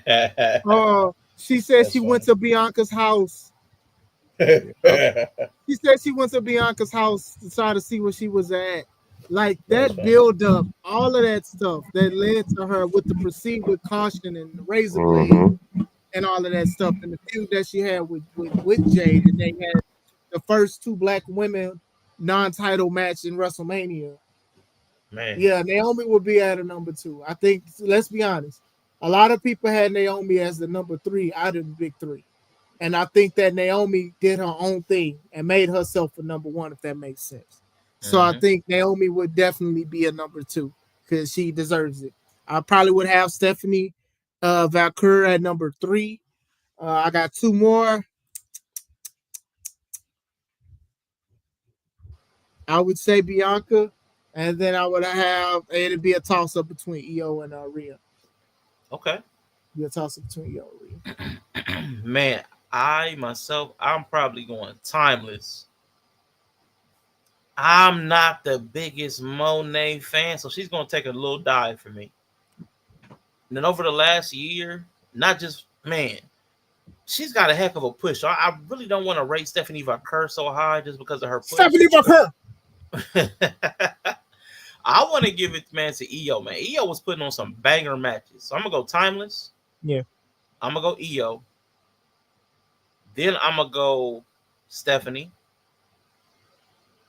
Then I'm going to go Naomi. Then I'm going to go Mercedes. I'm actually leaving Rhea out of my top 5. This last year, I've not been impressed with her. This last year at all. In-ring, promos. It's just been carryover aura from when she blew up. This last year has just not been impressive. I mean, it's time off, but it's good to say. Yeah, I haven't seen anything out of her that impressed me, including when the ref had to hold the table when she's trying to do the riptide off the table on the turnbuckle. That's a good assessment, though. Like carrying over. Some characters are better as the bad person, and I think that Rhea is definitely, mommy can't be on top as a good person. Nah. So her like brutalizing the Mysterios was some top tier stuff. Yeah. Once my girl Captain Morgan. Once Captain Morgan fell out, when she got injured, Rhea just kind of Liv. Thank you. once Liv Morgan got injured, man, it was just like, what are they gonna do now? Gotta give it up to the Judgment Day though, because Yeah, mind you, they was around when Bloodline was around, and everybody cared about the Bloodline. So a lot of people was probably like, "Oh, well, Judgment Day ain't gonna last as long," and the fact that they are with different reiterations, shout out to them. I like it. Shout out to them. I'm a fan. I like all the crew. I'm sad that they got rid of Carlito. I liked what he did. I wish they could have got some more screen time for him, but you know it is what it is. Yellow, did you give your top? Well, yeah, you gave a die line answer. Yeah. For sure. Y'all already know what time it is. But now, on some serious shit. Yeah, let's go. On some serious shit though, it'll probably be Naomi. Okay. Tony. Mercedes. Stephanie. And then probably EO. I think I bumped EO up on. Seiya Kamatani. Yeah. Seiya Kamatani. She can go 6. Yeah. I don't want to knock whatever she did and however they feel about it. She can just go to number 6. But you see, that kind of goes into like what I was saying earlier, y'all. It's like it's so much wrestling to try to even keep up, to try to make a list. And it's like we even trying to be like, we're not even trying to take away from the people we don't know, because maybe they have been killing it and stuff like that. Sometimes our skill is if you're killing it somewhere else, eventually you're going to be signed by WWE. You know what I'm saying? Or AEW and stuff. Stephanie is a good point, right? Stephanie is in our top 5. It's in all our top 5, right? Yours too, right, Arshawn? Yeah. So Stephanie was doing a lot of things in Mexico and also Japan and stuff. And she was in AEW for when she dropped the title to Mercedes. And they was trying to sign her to AEW, but WWE was already knocking on her door. And it was to the point to where the companies that she was champion in Mexico, they was upset with her because she basically dropped everything to go to WWE. So that's how our scale is, though. And a lot of people get mad at that, but it's the truth. It's just like, hey, if you really is that up there, then all the other companies want to sign you. And to us, we just need to, if we want to do a list, which we not, we would have to pay attention to these people and why they play so high in the top 10. You know, that's for real. No, that's all the way real. I know, like, once I started watching AEW, because I'm new to watching AEW for real. Like, permanently, I'm new to watching AEW within the last year. So it's like, I didn't understand why some people were important, but the longer I watch it, I kind of start to see what they bring, what elements they bring, and the consistency. I'm like, okay, I may not have rocked with their gimmick, but I see why the company could trust them to have them at the top of the card. For sure. So I'm with you. So let's switch over to the men's PWI, gentlemen. Oh boy. Yeah, we're gonna start with the top 30 from 21 to 30. Then we'll go from 11 to 20, then the top 10. So this is the 21 through 30 with MJF. And now this is a heck of a MJF, El Hijo del Vikingo. I like him. Mark Briscoe's a baller. I don't know Tetsuya Naito, Ozawa, Masha Slamovich, got Braun Breaker, Mascara Dorada, you're solid, LA Knight, Superstar, and Nick Nemeth, Zigzag. What y'all think about this in top 30? So this the straight up PWI? Yeah. So it's got the men and women in it, because Masha is a woman. Where was she? Where was she? I think this might have been a mess up, because it's like it's supposed to be the dudes. When I saw Masha, I was weird because this supposed to be dudes. Like, this is all dudes here. So I'm not sure what I'm saying. I see what I'm saying. Why would Masha be there but not any of the other women? Like, this white dude in the BWI, a woman in the PWI. Yeah. See, you know what I'm saying? Like, small errors like that to be like, why wrestlers should not take these lists as serious as they do. That's exactly why they shouldn't take these lists, because small errors like that, somebody might have been asleep at the keyboard, right? And this is the kind of thing that happened. So now that means that somebody else's spot was taken by a woman, probably most likely unintentionally. You know what I'm saying? Yeah. Mascara. As far as the list, I ain't gonna lie. I would have to like see like who's above them and who's below them so far. We doing the BWI too? Yeah, we're gonna look at them. Oh, yeah, we could just zoom through this one. Yeah, so that's why I'm starting at 30, and we just gonna just go 10 by 10. Like, is that high for you? Like, as a pure talent, just as a pure talent. I like it's top 30 that I've seen in this last year. Vikingo, I like that. MJF, I like that. Randy Orton in the last year, I like what he's been giving me this last year. MJF low key been MIA though for like recently, the last couple months. But before that, he was out there. Like he was wrestling in Mexico and stuff like that. Yeah, he did Mexico. He did the feud with Adam Page. Yeah, he had the Adam Page. He had the Hurt Business arc. So I mean, he's had. Yeah. That was some good stuff. They shouldn't have broke them up as quick as they did, but that was they rushed that. They rushed that. And then he finished with the Mark Briscoe. He actually got put out by Mark Briscoe. Yeah. If I had to say anybody on this section that should probably be higher, it'd probably be Braun Breaker. Mm-hmm. Okay. Braun Breaker should be in top 10. Like, like, come on now. Braun Breaker, like, we know he's him. We know he's him, right? Yeah. And to have him at 24 under LA Knight, and I love LA Knight. You know, LA Knight would definitely be lower for me. Free LA Knight. Let's do that first of all. Free LA Knight. They gave up on him. They don't like him. Something happened. You get what I'm saying? Time waits for no man. LA Knight is 41. So like, if he don't make it out of this this may be it for him. And I hate thinking like that. It's the truth. Yeah. But yeah, I think Braun Breaker should definitely be higher. Like I said, I have to see the rest of the list and say like my opinion about like who should be higher, who should be lower and stuff. Yeah, comparatively, I feel what you're saying. But I know LA Knight, if I'm talking about top 30 that I've seen this year, he would not be in it. Okay. He would not be in my top 30 performers of this year. Okay. Like, I mean, just what he's done in the ring, because again, he was for a minute he was known for being botched. He had to change his in-ring moveset because he was Botchville. He was on Botchamania. LA Knight. Yeah, LA Knight. Yeah. Well, a lot of people are talking about his promos too. They're saying like he's stumbling a lot and stuff in his promos, and that's like his strong suit. Yeah, because I think he tries to memorize his promo. I don't think he flows naturally, and if he like stumbles over a word, he gets hung up because he's trying to remember. It just feels like he is too rehearsed. Okay, which is why he had a problem with Punk. I think that's why when he was in there with Punk, he struggled with CM Punk. Yeah. And to me, that's the worst time. It's to struggle against somebody who's like the best at it. And to me, I think that's when I peeped it the most. That's when I peeped that like he was messing up like almost every week. Yeah. But then I would look at other people. What is his name? Clayton Thomas or whatever, the comedian.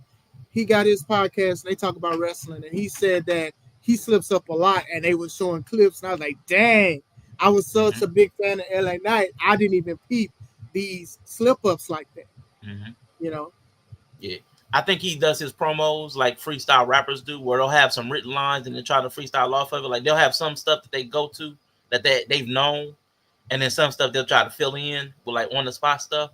I feel like that's the way he attacks promos, and that's why he gets tripped up when he's going back and forth between stuff he's written and prepared, because it hits hard. You know, some of his stuff that he says in a promo, it just lands. Like I'm like, oh, he worked on this all week. But then some of the stuff would be like, nah, he came up with that right now. We got 5 minutes. nah. But yeah, that's the one that got me. LA Knight would be the one I would say just doesn't fit in my top 30 of the year. But let's look at the next 10, man. So we got Big J. Hold up, man. Starting with Kazuchiki. Okada. I'm going with Okada. Okada through Fatu. Ooh, man. Ain't no Okada. That's dude who was with the Young Bucks, right? That's what. The Rainmaker. Rainmaker. Right. He should be lower. Yeah. He should definitely be lower. He just had a terrible match. I'm sorry. Why is that funny? Why did I laugh like that? Match. I'm sorry, y'all. I can't remember, and it might have been my scar. It was one of those masked dudes. I think it was. Cornette I mean, the butcher. If Cornette talks about your match for like 20 minutes, you messed up so bad, bro. I thought guy was gonna die. Like it was like Jordan Grace level botchery. I was like, it was debauchery. Like it was insane. I promise you, he got dropped on his head and shoulder so many times. He was just trying to do flips he couldn't do. Not Okada, but the other dude. But Okada didn't know what to do. But I couldn't tell if Okada was doing to him what Charlotte did to Tiffany. Like he might have been playing into it and not being where he needed to be on purpose because it just looked so awkward. And the announcer said something about it. Like he's working against it. He said something. I can't remember exactly what his verbiage was, but it made it sound like Okada was making the guy botch. Was like, it a language barrier between them? Like, I don't know. A Mexican and a Japanese guy. It could have been a language barrier. It could have been a language barrier. But still, bad is bad. And to me, it was rough. I sometimes I give grace when it like that, but at the same time, when a booker put these two guys together and expecting them to make magic, sometimes you got to bite that bullet too when it comes to it. Okada is definitely high. I know Jim Cornette calls him Cody, which makes me laugh. Because, hey man, Cornette got some bars, but wow, it makes sense though when you think about it. It makes a lot of sense. I'm sorry, he's definitely high. Joe Hendry, way higher. We talking about the last year? If we talking about the last year, he had a heck of a year. WrestleMania moment. Like I said, I went to Squirrel Circle Expo in March. He had one of the biggest lines, mind you. Bret Hart was there. Kurt Angle was there. Swerve Strickland was there. The Hurt Business was there. All of these people were there. And that line wrapped around like so big, like so bad, because people wanted to take pictures and they wanted him to sign shirts and stuff like that. Zack Sabre Jr., we know him as like one of the best technical wrestlers. He's always like high in these lists. I think that he should be lower. He's always high in these lists. And I think to me, there's nothing against Zach. I think that's the hypocrisy that is shown in current IWC. Because a lot of people say that they think that technical wrestling and chain wrestling is boring. But this guy was your hero. Bryan Danielson is your hero and stuff like that. And it's just like y'all pick and choose what's boring to y'all with that.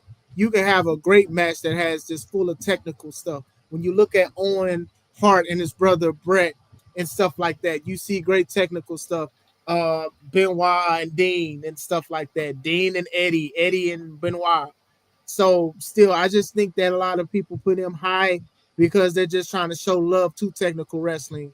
And he's one of the most popular to do it in the independent scene. And that's why they place him high. I would definitely put Obafemi higher than Zack Sabre Jr. And Okada. So yeah, I'm with that. Definitely. Because these names he's up here with, I know every single one of these names as soon as I see them. I think if you're in the top 20, even if you don't watch that company, you should have heard of the person. You heard of the person. You seen her. You probably saw a match, but you just don't remember their name. Like, it's coming across your airwaves. Yeah, it's coming across. It's coming across your the ruler. Because there's so many people from other companies that come across my feed, and sometimes multiple times, that I've never watched wrestle, but they come across because it's so popular. That's not the same for Zack Sabre. So, and I like Takeshita way more than Okada as far as in-ring ability. The alpha, see, the alpha, see, the alpha. I feel like Damien's high. I feel like Damian Priest is high. He was not a champion in the last year. I think he lost his belt before the criteria period. So I'm not sure. It was around that time. It was close. Yeah. He's been taking L's for the last year. He's been taking L's to almost everybody. Mm-hmm. Now he beat Drew. In the cage, but he walked out. So I mean that counts as a loss to me. And that walkout costed Jesse the Body for his job in WWE. Because Jesse the Body Ventura, and I'm not mad at Jesse. Jesse had every right to be mad. Simmer. Why would a good guy want to lead a ring like that? Yeah. So that was crazy. So Takeshita would be higher. I would replace him with move Joe up, move Oba up. Then I'll put Takeshita. I'm not a Punk fan. I'm just not. Like I think Drew made that whole his mic promo, his promo skill, Punk's promo skill is so above. Like if 1 through 10, Punk is so above a 10 that it drags up everything else he does, which is terrible. Yeah, like it's crazy. He no, averages up. That's a good comparison. Nobody. Yeah, it's crazy. The microphone. CM Punk could sell salt to a slug. Man, for real. I think the thing is, and I've talked about, there's a difference between being wrestlers and workers, and CM Punk is a worker. Like, hey, CM Punk, I want you to sell this salt, and he'll sell it as if salt is the best thing. And he may hate salt, but he'll make it seem like I need that salt. I will die for this salt. And I think that a lot of people don't understand that, like, cherish what he's saying. Like I'm saying that you don't have to be his friend, you don't have to like his ideologies and stuff like that. You don't even have to respect him. But to sit here and say like he's not one of the best to cut a promo is a problem. Because he's cut promos against The Rock, John Cena, Orton, other people, like great talkers and stuff. I go back and watch his promo against with him and MJF and AEW, and even him and Eddie Kingston, because I loved how they talked and how the verbiage and stuff like that. Because it was very good. Like if people want to learn how to do promos, study CM Punk talking to some of these guys who are still like in the current market, you know. So, one. You know, that's real. I low-key would put Punk before Oba too, though. So yeah, I mean that's fair. It's hard for me to deal with Punk when his go to sleep. The only person napping is him, like because his knee never connects. His knee is like never connecting. I've never seen it connect. Since go to slightly. Go to. It ain't worse. It wasn't worse than Kenta's. If y'all didn't see Kenta's try to do it not too long ago. Kenta tried to do it like 3-4 times and he kept missing a guy. Oh my god. He kept missing him. Like he kept missing him. And then the last time he did it, he still missed him. He just pinned him because he just knew it wasn't gonna go. It's just gonna keep going down. Wow. Yeah, go to sleep should definitely be one of those finishes that he shouldn't spam, like he spammed against Jey Uso at Saturday Night's main event. He hit Jey Uso with 5 go to sleeps, bro. Yeah, and none of them got up to his head. Yeah, you're right. That's how they do. You're right. That's what we do now. It's WWE 2K. Yeah, we got unlimited finishes. Store finishes. Yeah. But I would put Okada at the bottom of this grouping. I would move Takeshita where Okada. I would just slide everybody. Well, Zack Sabre at the bottom, then Okada. So 20 would be. I would move almost everybody up. But Damian, Zack Sabre, and Okada just feel all really high for me. I like everybody else on this list though, for different reasons. Yeah, I was gonna say Jacob might need to be up in the top 10. If we talking about the left. Gas, no breaks with it. Yeah. Bandito pretty solid too, though. Bandito's really good. Yeah, he's real solid. When I said Okada had that bocce match with old dude, it was Mascara. It was. Okay. It was. I promise you, there was about 6 or 7 botches in that one match. I've never. Hey. All right. So we looking at the top. You are looking live at the best wrestlers alive. All right, y'all, I'm gone. Cody Rhodes. Nah, it's not even Cody. It's the person under him. Oh man, don't man, come on, man. Don't hate the Ox. I mean the Mox. Don't hate the Mox. Juan Moxley. Don't hate the Mox. Juan Moxley. I'm going, yeah. Osprey. Come it's on, it's been real. It's been real. Whoa.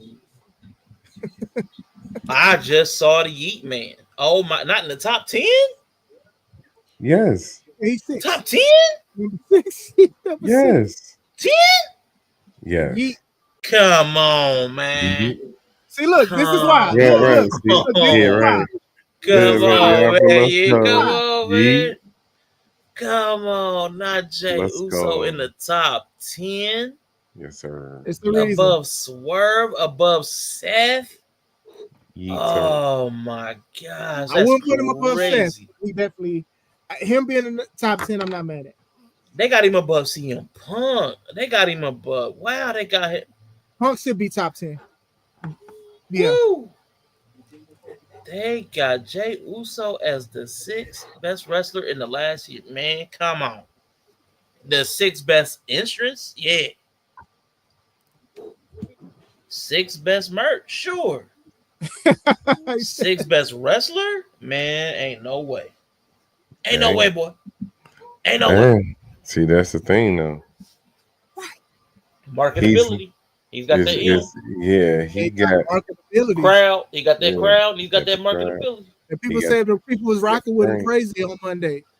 You know, when he does the yeet, when he does the yeets and stuff, the kids be right there waiting. They'll jump right in front of him and start doing it with him and stuff. So it's marketability. My baby girl love him. My homie, we talk about Jey all the time when he calls. Because we talk about him because his son loves Jey Uso. The Minute Maid. They got the Minute Maids and stuff like that. Cody's on the Berry Punch and Jey Uso's on the Tropical Punch. She wants the Jey Uso one. I like the Berry Punch over the Tropical Punch. It tastes better. But we get the Tropical Punch because marketability. It doesn't matter that he needs to practice more. It doesn't matter that he needs to work on cardio. It does none of that stuff matters. None of that matters. You're right. The man literally goes out, does his yeets and stuff, and be tired. Can't even cut a promo. Yeah. I'll be coming here. Need some oxygen. Yeet. Some more. And then he had the nerve to run it back. Right. Run the oxygen back. Run your oxygen back, brother. Get the oxygen tank, man. Like, what's going on? 4 letters. Let's go. 1 word. Time. Help. Help. I hear you in the headphones. Girl, calm down. Baby up. She don't like y'all slander. She don't like y'all slandering Jey Uso like that.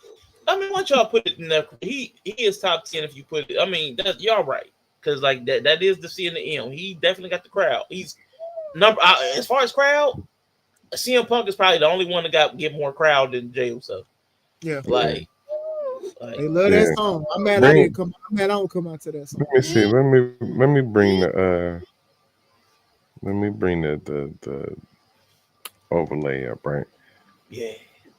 Because he got about all of them. He got them all. He got the cream. That's why he rides to the top. He got the crowd for sure. Like you said, Uso. Yeah, he got the rankings.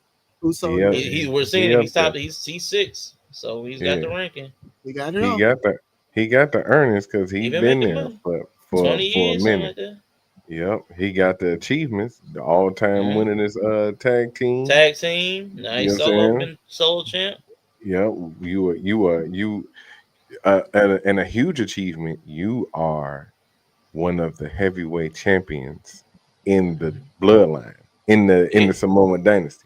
Right, there's a lot of titles. Usually like one world champion, like out of the era of the champions. It's usually just one. Yokozuna, The Rock, Roman, and then now Jey. That's usually unheard of. That is truly unheard of. Secondary title tonight. That is unheard of. They usually have one Samoan that is like just a world champion. So for him to be there and also be in title contention is also something. Also, isn't he known as Iron Man or is it Jimmy? Probably him. The one he had like the most matches at one time or something like that. Like I believe it's him because Jimmy been hurt. Yeah, so I think they don't say it like they used to because he calls himself Main Event Jey Uso. Yeah. But yeah, he was like one of the most consistent wrestlers in the era. Like no injuries, no time off and stuff like that. They called him the Iron Man. Yeah, he carried during the pandemic too. Yeah, like he hard carried the early bloodline story. Yeah, hard carry. I'm sick of everybody seeing you and talking about you, and they come to us and say which one is you. that was good. He was pretty good. Yeah, that's what made everybody just love him more. And then marketability. Oh, my bad.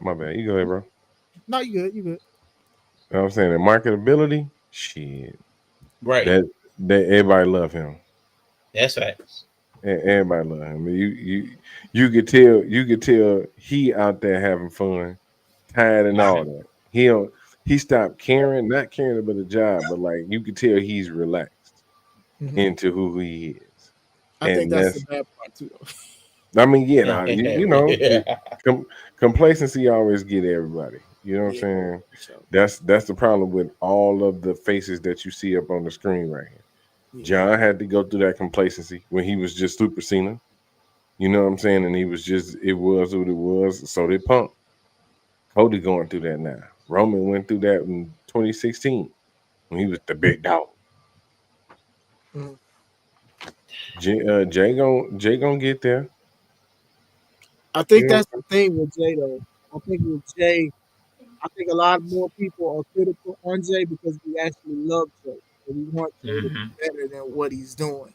Like I just saw the botch between him and Logan. I don't know if he was going for a backbreaker or what, but it looked like he just. It looked like, you know, when a bully fights somebody, then they just pick somebody up and just slam them. Like that's what it looked like. You know, we talked about like C.R.E.A.M Punk trying to do the neck breaker, and then he like overstated and stuff. Like the dive out stuff like that. It's like we are difficult on you because we love you, and it's just like, bro, you got to get it together. You got to work on your air, your breathing, your breath. You can't be messing up stuff like this because we already know that they didn't want you in this position, but the fans reacted so much and so big that they gave you opportunity to be this, and we just don't want to mess it up. And I think that's how most of us feel about Jey Uso. We want the best. We want you to succeed and stuff like that. So like almost every time you mess up, dang, back into obscurity. That's how I feel sometimes about Jade. I feel like Jade, if she messes up really, really bad, they'll just take the rug from underneath her.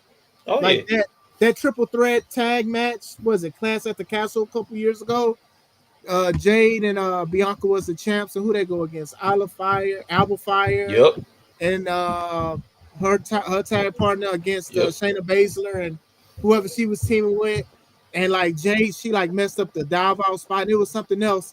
She had tapped out or something when Shayna choked her out or something. Yeah. And I was when those mess ups happened, I was like, man, they better not. They better still believe in Jay like we believe in Jay. And I'm thankful that they did, because you could tell she beat herself up about it. Like, you know, Bianca had to like lift her chin up to, you know, keep her head up, because, you know, it was a terrible performance. It wasn't just her though. It wasn't. But she knew, and I think we all knew that everybody was going to get on her more than anybody. It don't even matter if somebody else would have messed up 10 times worse than what she did. They still was going to be mad at her because our eyes was on Jade. And that goes to the crowd part as well. Nah, that's a fact. Nah, this part I'm actually not mad about what y'all. I mean, what y'all said. I'm with y'all. Y'all swayed me on Jay as far as him being ranked this high. The only person I would actually drop for me would be, I don't know who Rookie is. No disrespect, but I would drop Jon Moxley. Like, not to the same level as Classic. Not to the same level as Classic. I would keep him above Will Ospreay, but I just I just think I would put Seth above Swerve, and behind Swerve I would put Jon Moxley. That'd be me. Say that one more time. I would put Seth above Swerve Strickland, and then behind Swerve Strickland, that's where I would put Jon Moxley. Okay. Could you do me a favor? Could y'all put that list, the cream graphic layout again? Yeah, hold up real quick. Boom. Okay. What does John cover in this? Well, he's number 2 on the list, so he's got the rankings. Okay, that was okay. That's one. That's the only one he's got. Okay. Right. Okay. Maybe rank is an achievement. Yeah, I mean he was a world title holder. He's won it multiple times. I think he's won it the most. He's like a 4-time champion. Really? Okay. Yeah, 4 times. Wow. I could say rankings and achievement. That means he probably made money too. So he's probably earnings, in earnings. He got to be they top dude. Yeah. But he has no marketability. No. See, now if we were talking about 2020 Jon Moxley, okay, you would probably feel a different way. Because that dude was Mr. AEW at one point. Like I think he still believes that. I just think that it's just the quality of his work is just went down. Yeah, he hard carried with some good work back then. He's the Wizards John Moxley now, if you know what I mean. Yeah, right, He's like right. he's not in the Bulls era anymore. He's in the Wizards. Right. He Wizards Jordan. He Y'all Celtics. He's No, Celtics Shaq. I'm sorry. That's No real shit. Yeah. He's Celtics Shaq. You know what I'm saying? He's okay. Hold on. Oh, as a Shaq. Ain't that far down. As no way. No, maybe the Sun Shaq. Okay. After the Heat was downhill. I mean, as a Shaq fan, he a Raptors. He a Raptors Olajuwon now. That's, you know what I'm saying. I don't even remember that. Jesus Christ. Oh man. What about Sonic's Patrick Ewing? Nope. Damn, I'm glad I don't remember them days, boy. Yeah, I ain't gonna lie. I saw that on the list and I was shocked. I was like, what? Yeah, what that's happening. But yeah, that's basically Okay, so he has 3 rankings, earning, and achievement. But crowd, nobody cares about the Death Goddess. First thing is, I actually like them. I actually like the Death Riders. If it wasn't, I don't know what they was trying to do. Like, to me, when you quote unquote hijack the belt and put it in a bag, that was why should I care about that? Yeah. Let us see that belt. Like, you sit there trying to make a statement, you sit there saying we're going to take over the company, but then eventually you team up with the elite, the Young Bucks, who are owners of the company. Right. And then you try to help people who don't know how to say cut a promo to say their life. Wheeler cannot cut a promo. As much as I love Claudio, he cannot cut a promo himself. Marina started speaking Russian, and it was okay for the most part. But what are we doing? So I don't know. The crowd. Thankfully, I missed their bad years. What you mean? They solid right now. They solid. I'm trying. The Death Riders are solid right now. I promise you. I'm watching AW. They still Death Riders are solid. They solid right now. It's the same. It's the same. It's the same, bro. To me, it's the same. I think Moxley is trying to give back, obviously, by giving up and tapping out and stuff. But it's just the same. To me, it was a waste of time. Payoffs are very, very important in wrestling storylines. What was the payoff to that? So Adam Page could win a belt and have it for 2 months? Right. Like, that was the payoff? Because to be honest, I would have bet money if I was a betting man. I would have bet that Darby was going to be the one to dethrone Moxley. Yeah. Because I was like, as soon as he climbed down from Mount Everest, he was going to go after Moxley, but they didn't go that way. They just set each other on fire and was stabbing each other and drowning each other and stuff. Wow, that's wrestling. They call it death racing, like who they was racing. Right. Who was racing to death first? Yeah, it was a game of chicken. It was a game of. That's what I can't mess with Moxley for. I actually like Moxley in the ring. I just can't. All the extreme stuff is too much. It's unnecessary for me. Yeah. Unnecessary. And I've talked about it. You guys know I'll speak about it on the channel. Is that it's just so much. Like, even when they jumped Bryan Danielson and they was acting like they were suffocating. Like, I was like, okay, nobody needs to see nothing like that. Who are you marketing to? And I understand Moxley low key is one of the reasons why it's been a resurgence of death matches. Because he used to do them as Moxley before he was signed to beat Dean Ambrose and stuff. And then Nick Gage from GCW, that's his homie. As soon as Nick Gage went against Chris Jericho on AEW, everybody and their mama wanted to do death matches. And that's why they're so popular now. Again. So yeah. Okay. So we all agree that Cody's number 1? QB1? Yeah. Okay. Yeah, for sure. For sure. All right, cool. Well, man, that's solid, man. So I like a lot of these listings, man. But they dropped the ball in some places, some strange places. Yeah, for sure. Give me a second, real quick. Don't need that one. I need to share. Oh, that's right, because this isn't on the internet. Give me a second. I gotta share this window. Let's see, start sharing. About to bring up the BW 500. Yeah, the main event. Let's go. Oh yeah. Got my knuckles. Be ready for this. Oh yeah. If I leave in a fit of rage, I'll be back. Sure, for sure. I understand. Boom, that's what I need. There we go. Boom. Let's go. We got the 2025 BW 500 presented by Righteous Reg.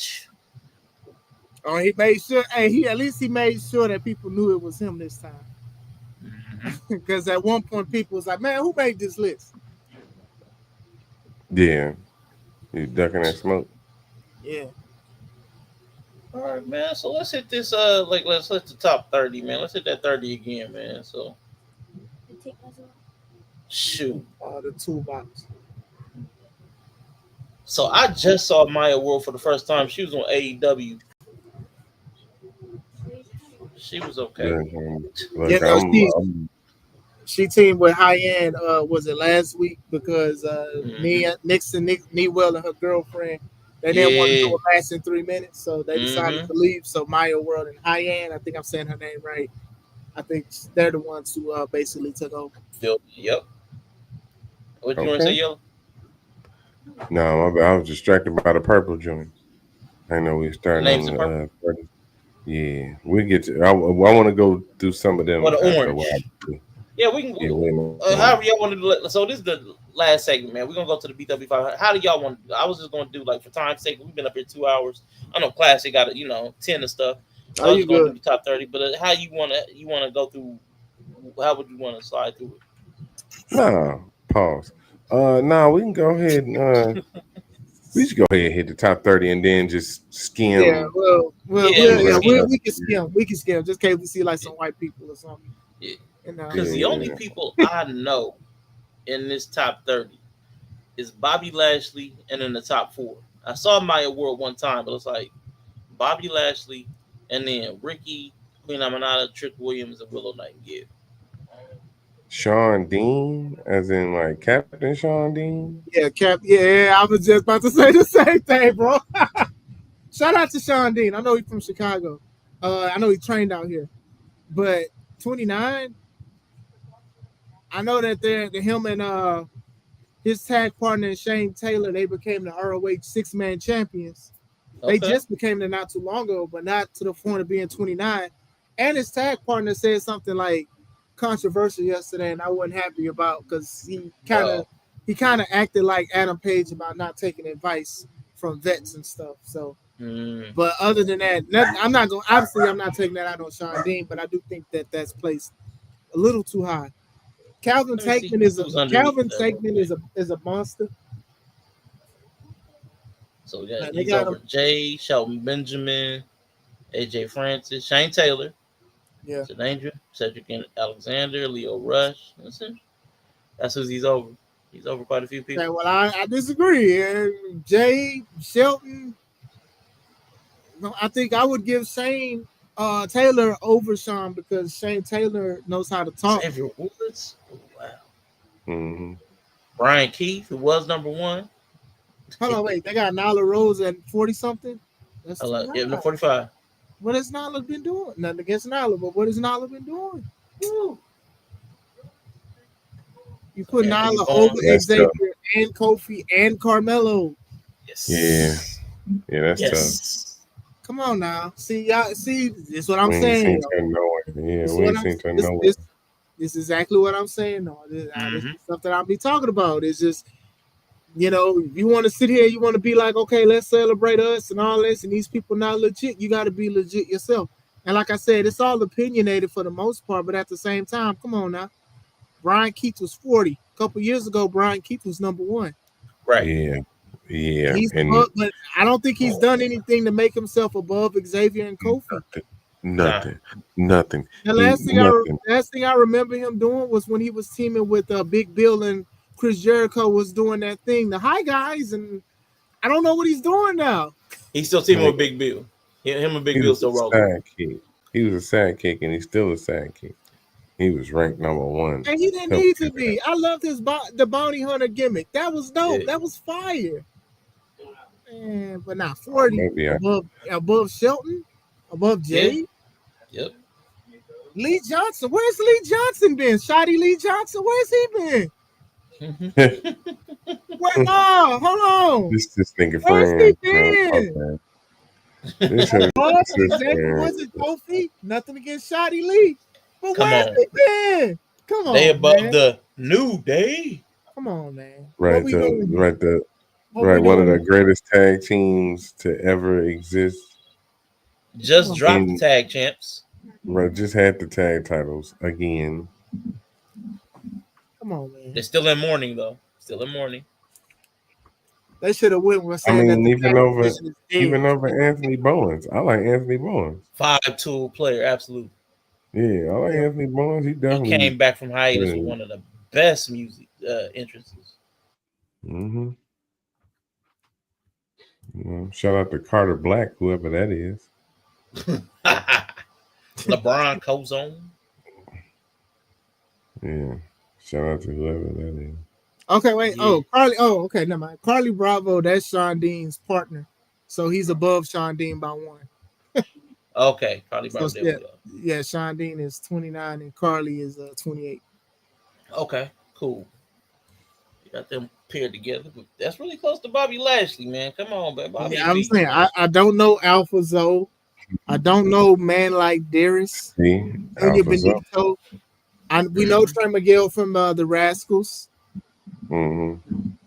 Queen Aminata is 17. Nothing against her. I do think that's a little bit high. That's over Bobby Lashley. It's crazy. I think it's a little bit high. Over Willow. Right, over Willow. Like, and this is what I'm saying. Khan at 27, he's pretty good. I know he's like the Ashe champion. He's actually pretty good. Okay. I know he's a part of that team. Is it the Embassy or whatever? It's I don't know. He teaming with Ricochet now. I forgot what they call him. Oh, that's Bishop Khan? I think so, yeah. That's Bishop Khan. See? Okay. Very important about the names. Yeah. That's the dude with the locks, correct? Yeah, he's in the demand with Ricochet.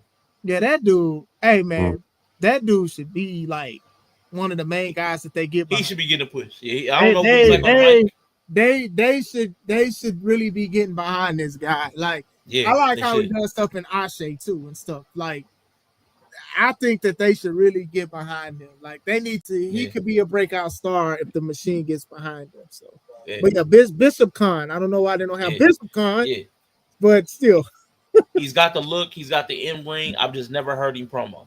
Yeah, I've been watching for like a little over a year probably. I still haven't heard him promo, which is crazy. Yeah. Like I've heard him like do a split promo where him, Ricochet, and both dudes they kind of like passed back and forth, but it wasn't like long enough to get a feel for him. It's like one line. Yeah. So see this list already getting crazy. We starting off crazy. So that was starting at Ricky Saints. I'm gonna keep Ricky Saints in the frame. Wait, Ricky Saints you over Queen. They got Ricky over. Wait, is this the same Rio? That's what I was saying. So that other Rio must not have been our. It must have been a different Rio. Different Rio, yeah. Because it's the same spelling. So that whoever that other Rio was, I mean, this Rio made the PWI and the BWI. Okay, it's another lady. Her real name is Rihanna McDowell. She wrestles for Progress Wrestling. So yeah, it's spelled RHIO. So I'm glad the 20-pound Rio is not the one we've been looking at. So, okay. I'm relieved. Yeah. I'm relieved now. Me too. My bad to Rio. I don't. And I think now that I see the picture, I believe I've seen her on something. So I mean, she's like we was talking about earlier with that. She's come across my feed, even though I didn't remember her name. Yes, too. Yeah, I think she's in other people's lists too, top whatever lists too. So, she's been coming through my Instagrams. This gets interesting, y'all. Myron Reed. None against Myron Reed above Ricky Saints. Above Ricky Saints. That's crazy. Darius Carter, no, wait, I made a mistake. Bishop Khan is the African diaspora champion, and Darius Carter is the Ashe world champion. Okay.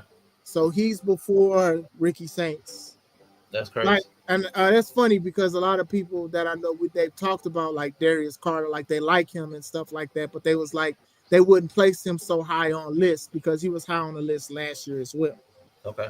So, but Myron Reed over Ricky Saints, Lee Moriarty. Oh man, Lee Moriarty. I hate this list. I hate to throw it away. It get worse the higher you get. That sounds crazy because you know it gets worse the higher you get, guys. Yeah. Because the fact that they got Powerhouse Hobbs at 9 over Bobby Lashley. Bro, Bobby Lashley, what are we doing? Watching AEW, Bobby Lashley's been having a better year with the Hurts than the Powerhouse Hobbs was when he was random and then finally got with the Ops. He was randomly put with the Ops. Completely. But at least he can. Kevin Knight, that's the dude. Is he on? You muted yourself while you was talking. But see, at least he can be top 15. Or Hobbs can be top 15. Lee Moriarty, really? Move him just all the way there. He should be over in the purples.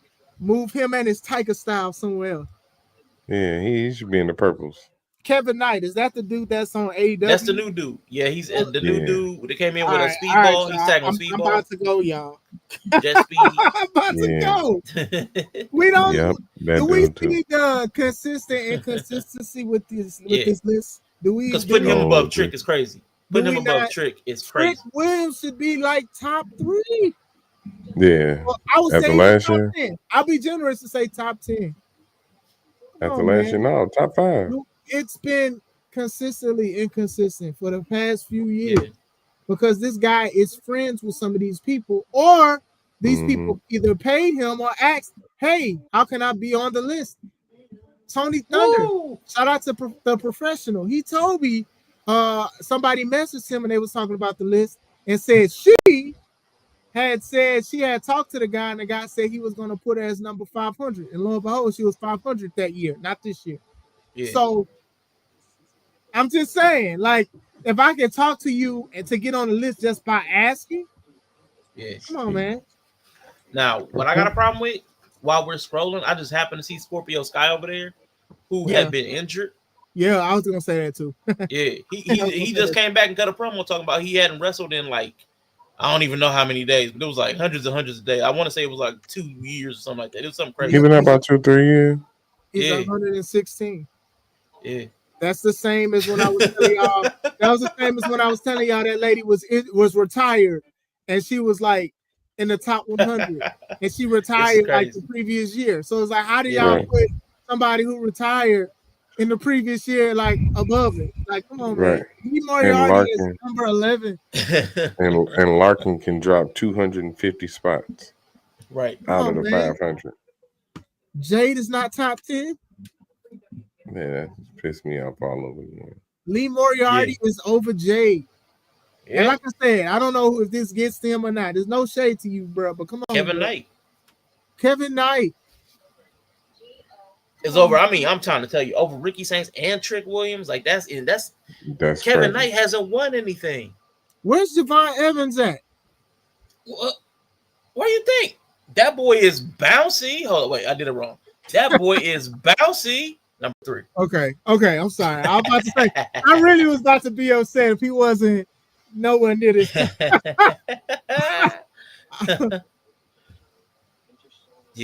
but I like Javon Evans.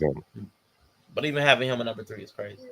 So I see this guy likes this guy likes flippy people. This guy likes high flyers. So Javon Evans, Leon Slater, and Kevin Knight out of all the black wrestlers. Out of all the black wrestlers, Javon Evans, who hasn't won anything, he was just really athletic,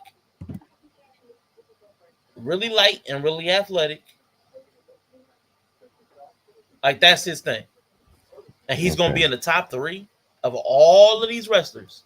Mercedes, Swerve, Athena, Oba, Ricochet, Naomi, Ricky Saints, Trick, Bobby Lashley, Bishop Khan. Surely. Man, come on, man. You going to put him over Jay Cargill, the New Day? Him, Carmelo Hayes. Talking about Javon? Yeah, man. Come on, man. I'll say this. Oh, Kiana James is black? I didn't know that. Yeah. Her mom is black. All right, let's go. Right. Dang, I forgot what to say. I think to Javon his point, three, boy, I crazy. think Javon is part of the cream that arrives to the top though. Like he's coming. Point, he's coming. Pause. To your point. We ain't trying to be canceled. It's all love, YouTube. It's all love. I do think. I think to Arshawn's point. Pause on that because we just gonna pause that too. To your point though, like even how you were saying, like he loses a lot, but still a lot of people are behind him. A lot of people are behind him. He can be the new underdog. He can be the new ultimate underdog. Like Rey Mysterio, for most of his career, he was the underdog. Yeah. So you could do the same thing with Javon. And Javon is losing to former champions in Gunther and Randy Orton and stuff like that. So a lot of people, not even just WWE, they believe in this guy. So I do too. I could definitely understand why you would place him in the top 10. Even in a 3, Leon Slater, who was that? That's his tag team partner that came over from TNA. Yeah, he good too. He's even more flippy. He's not as tall as it. He's even more flippy. He's like, man, I promise you, the two of them together when they was tagging, that was crazy. Did y'all put Ricochet in the top 10? Me? They did. They got him in 7. It would be hard. Like again, it's the same athleticism, man, but it was tough. I'm thinking about the top 10, man. That's tough. Having Javon, Leon, Ricochet, and Kevin all in the top 12. That's definitely a style choice. Yeah, I agree. Yeah, they all the same dude. I agree. They definitely all the same dude. Yeah, I agree. Ricochet at one point in time of his career was considered one of the most popular and sought after independent wrestlers. Yeah. And between that time and now, to me, there was no evolution at all. Ooh, yeah. That's the bad part. I think WWE had plans for him. I just think that he thought they would just take it too slow. Him on the microphone in AEW, I like it, but at the same time, and all jokes and stuff aside, and obviously he's like a company man, and there's nothing wrong with being a company man for AEW. So I also think he said some of the most horrible takes in the about AEW on Twitter and stuff. Yeah. I think he needs to stay away from it. I don't even look at his Twitter. I don't know. I think he is placed a little high. I think Ricochet should have evolved, and he just didn't. He just didn't evolve. He just stayed the same. And now a lot of people wrestle like what he do. It's like y'all said, Javon and Kevin and Leon, all of these guys wrestle the same. So that says something in itself. To be the OG and to still be the OG, it's crazy. So I'm gonna tell you, out of these people, if I'm gonna rank these top 5 out of who's out of the cream, out of my preference. Okay. Golly, Javon still would make the top 5. I gotta give respect to Athena, Oba, and I gotta bring hold up. Mercedes, Swerve, Athena, Oba, and I want to put Naomi. Will probably be the 5 out of this grouping that I could put in the top 5. Okay. This is Javon. He just let me look at this real quick. Hold up, because Javon, I feel like it's just missing. I know he's going to be there. I'm not going to use the other word. Yeah. Javon's got the crowd. That's all he has right now. Out of these, that's all he has. No. He got high level marketability right now too. He's got likability. That's the crowd. But the marketability, he can't sell nothing. He's not on any commercials. He's got no merch. He's got no your boy is bouncing. He's got a lame catchphrase. Nobody's saying that. Like there's no boys bouncing. Nobody's saying that. Bouncy. Yeah, nobody's saying that. But he got the culture though. He got the that's what I'm saying. That's the crowd. Right. That's the crowd. Yeah, he's got the crowd. That's what I'm saying. That's all he got is the crowd. That sounds like a BT Uncut song or something. Bouncy. Yeah. So, but I promise you, the rest of these, a couple thousand. Oh, I'm sorry. what he's got going though, he's going to get all the rest of it. Yeah. But right now, all he's got is crap. I think the wrestling community has accepted him as being the future. I think it's clear. Even Swerve. Mm-hmm. Swerve did that interview with Chris Van Vliet or whatever.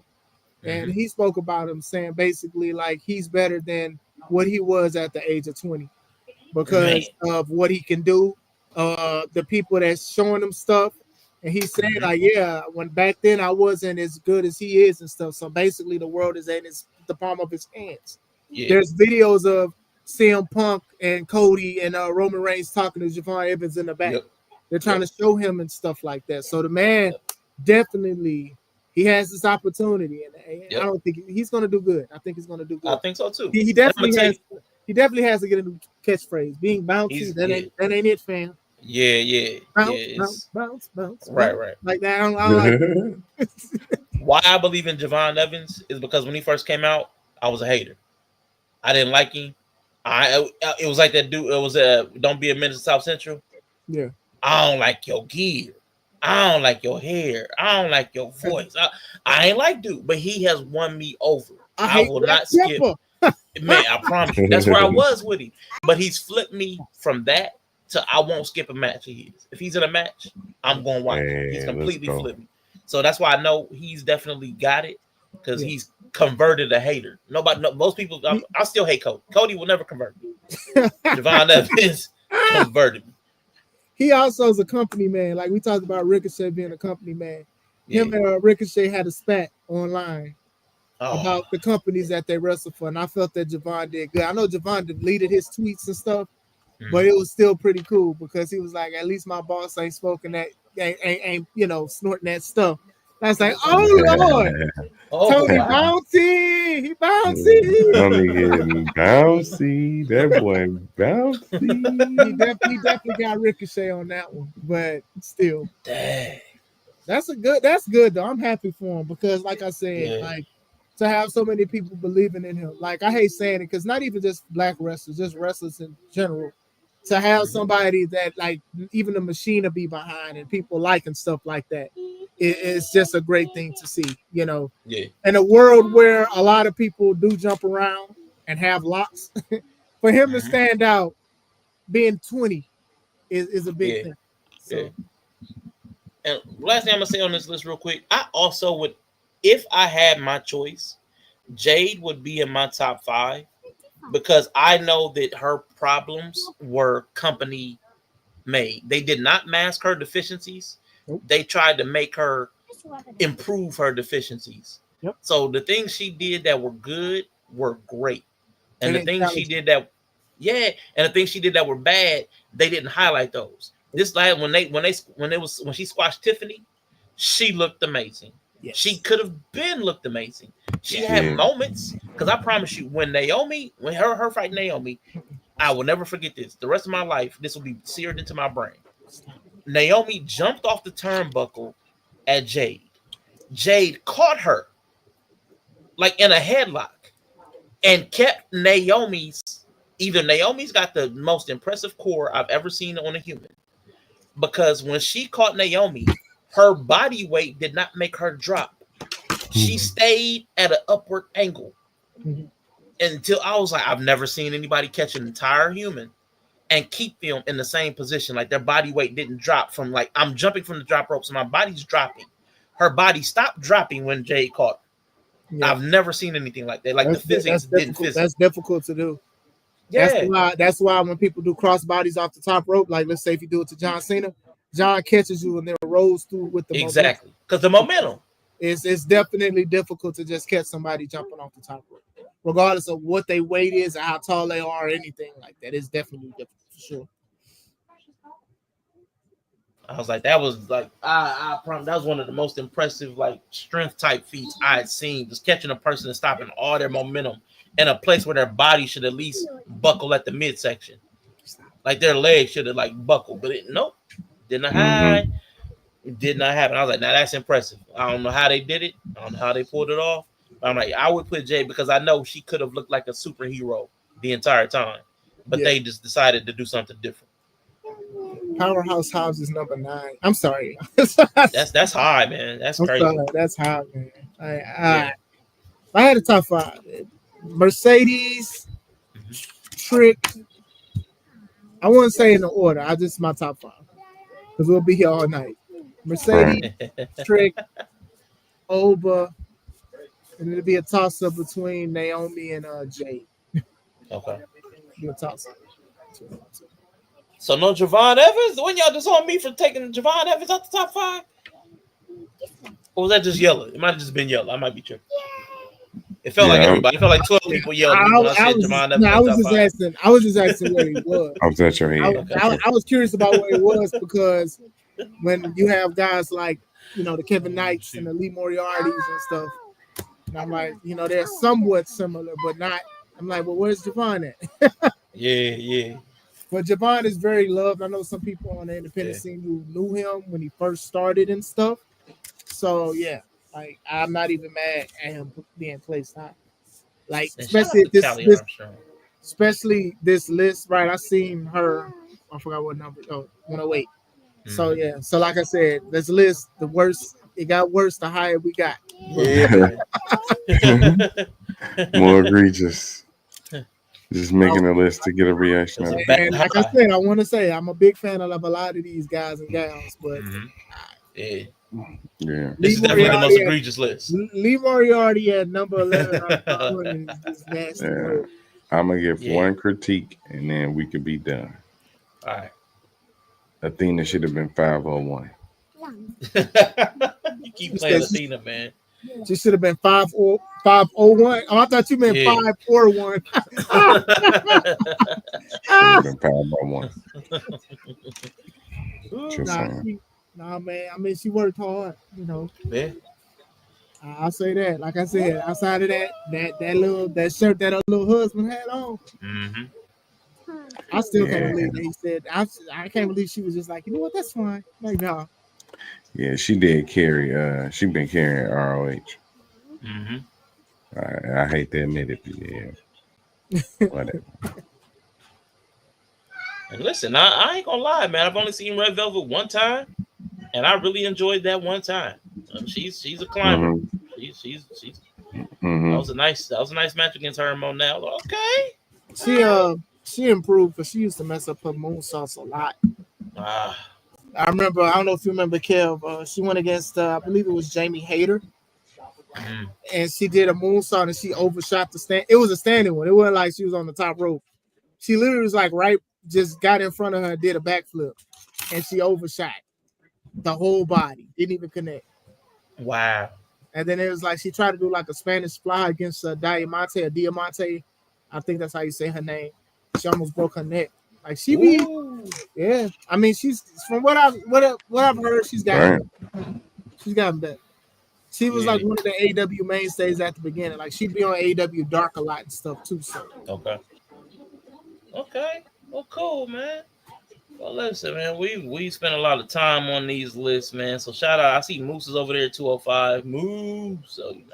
So Moose should be higher. Come on, man. Moose should be higher, but Come on, man. He had that feud. Yeah, Moose should be way higher. Yeah. He had that feud with Oba for a little bit and stuff, man. Come on, man. See. Got Angelo Dawkins at 214. Yo, yeah, let's do our scheme. So we got Callie at 108, Angelo at 214. Scorpio Sky, who we know should not be on here because he just got back. Troy Parker is 121. Heck, he should be higher compared to like the other people. Man. Kenny King is 125. Dude, when was the last time you seen Kenny King? Bro, I haven't seen Kenny King. Last time I seen him, he was on the show in Wisconsin that I wrestled in like 2 years ago.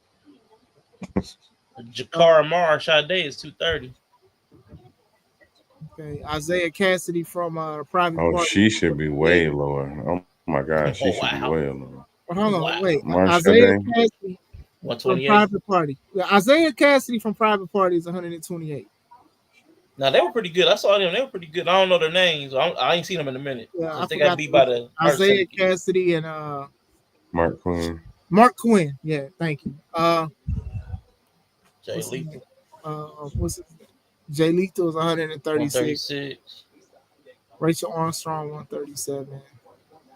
Sidney Akeem, who was what's his name in WWE? Reggie. What was his Reggie. name? Yeah, Reggie. Reggie. Okay. He be good. I just hate his finisher, man.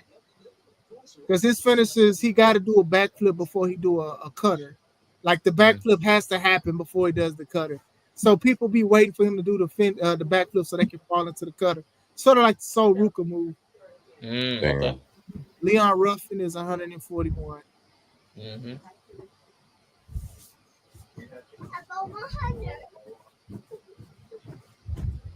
Oh, Saquon Sugars from Dark State made the list at 152. Good night. That's his name for real, Sugars. That on the years on NXT, Saquon Sugars. Good night. I don't believe he made it. He's above Red Velvet. Let's go. Alex Wow. Kane. Alex Kane, the suplexorcist. Max Caster. Oh, come on, Platinum Max. He should be higher. They should have capitalized on him. Man, I'm mad they ended his thing. It put him over. I was shocked. That was the stupidest thing. The best wrestler alive, and then it caught on. I'm like, that made no sense. He posts a lot of personal stuff online about his preferences and stuff, and that may be why they could be punishing him for that. Yeah, he be super vocal. Yeah, he be saying some stuff. Montez 58 below Platinum Max. Now, come on. Jordan Blade is 100. Triple H has something to do with this to bury Montez Ford below Platinum Max Caster. That's crazy. Oh my gosh. That's crazy. Cause it be like this, y'all. I don't be like trying to diss nobody because I don't know some of these people. So it'd be like, for sure. Man, why is this person in front of this person? Frontman John C. 168. I would actually put him higher. Enough and Blade just got cut from NXT not too long ago, so I've seen them. Actually pretty good. Mia Yim is okay. 170. Yeah, 171. The Blazing Baddie with the Tims. Right. Yeah. With the long back attack. They got her down bad. That's about right. You said you were placed where you need to be. Okay. I really like AR Fox, man. I wish he got more shine. I guess I probably missed his heyday, but I really like his skills. Nah, what you see is what you get. That's not. I mean, nothing against him. That's to me. It's sort of like the Ricochet thing. It's like you talented and stuff. Y'all was like trendsetters back in the day. I remember PWG and stuff like that. The DVDs and stuff that they would show. And these guys, Ricochet, AR Fox, Callisto, who's Samurai Del Sol, David Richards, like a lot of these guys were trendsetters back in the day, to the point to where people would study this stuff and would actually do these moves. And some people either retired or they just never evolved, and that's not a good thing. Yeah, shout out to Soul Taker, man, who cut one of the craziest promos I ever saw. After the match or whatever. Yeah, was that? For real. At IPW. That was wild. That was wild. Sonny Kiss is at 180. That was super wild. Shout out to somebody I actually bumped into on Twitch. I found her on Twitch. And found out she was a wrestler. Shalance Royal. Oh, the singer? Oh, she's man. 277. Yeah. She was on OVW. And I think she was on another show that I've been to. She sings like, and that'd be like so funny because she gets so in the character. So yeah, shout out to her. She's real cool. Yeah, she been out with an injury.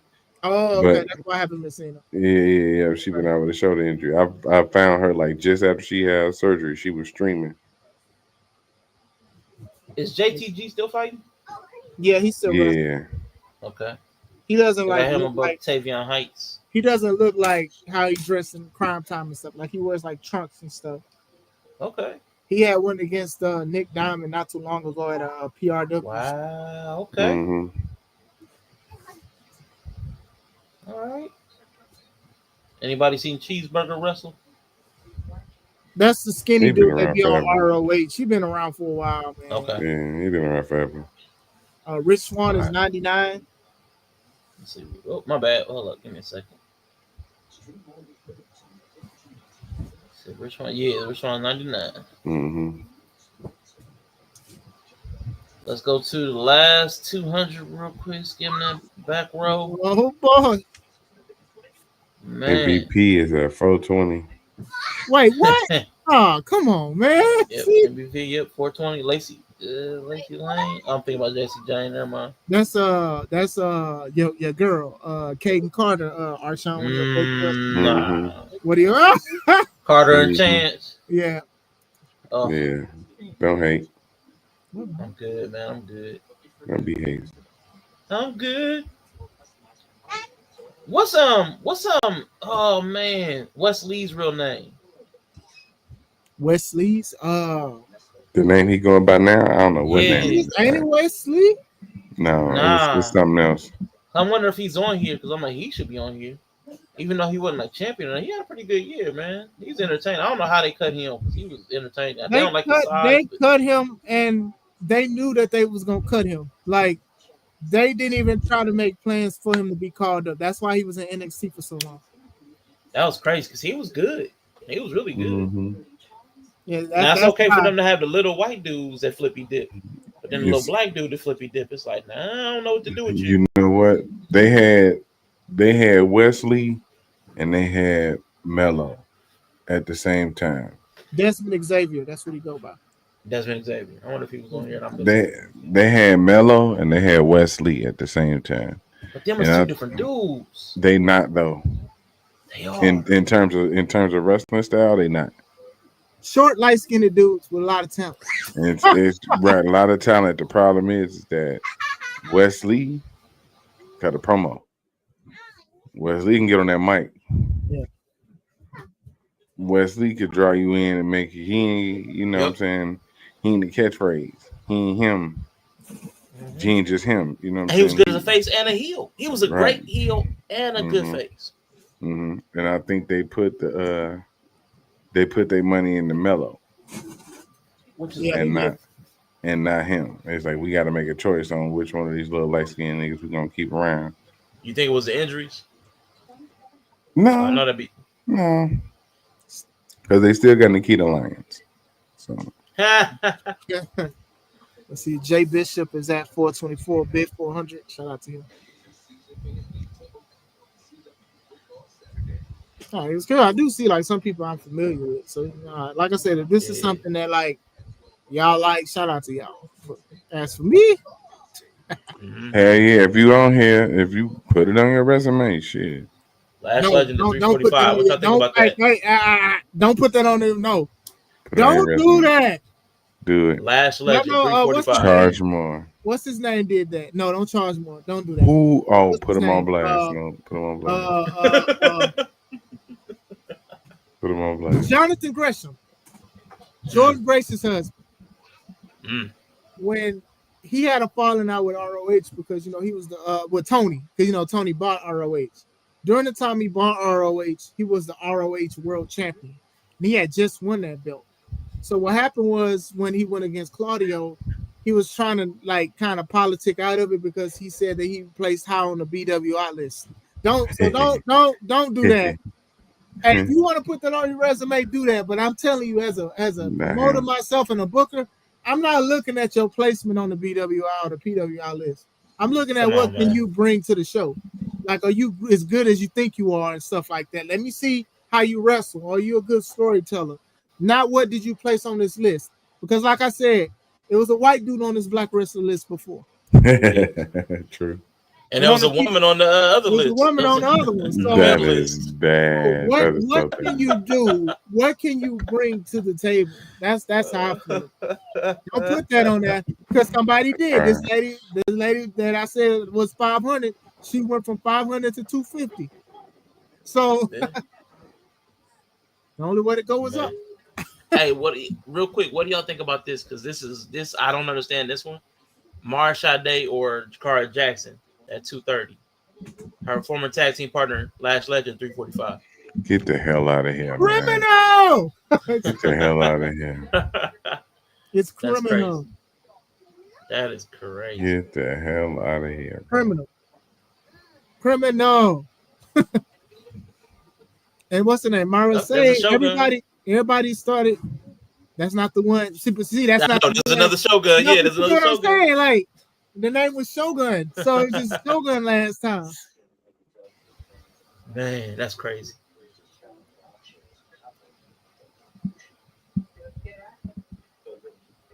Yeah, I'm looking. I don't see nothing to stand out on the egregious side. As far as it, like, other than, yeah. Amina Belmont, 381. D'Angelo Steele, or right. If that's D'Angelo Steele, congratulations. You know, he made the list again. That'd be great. We'll never know. Beat Fab is 280. Yeah.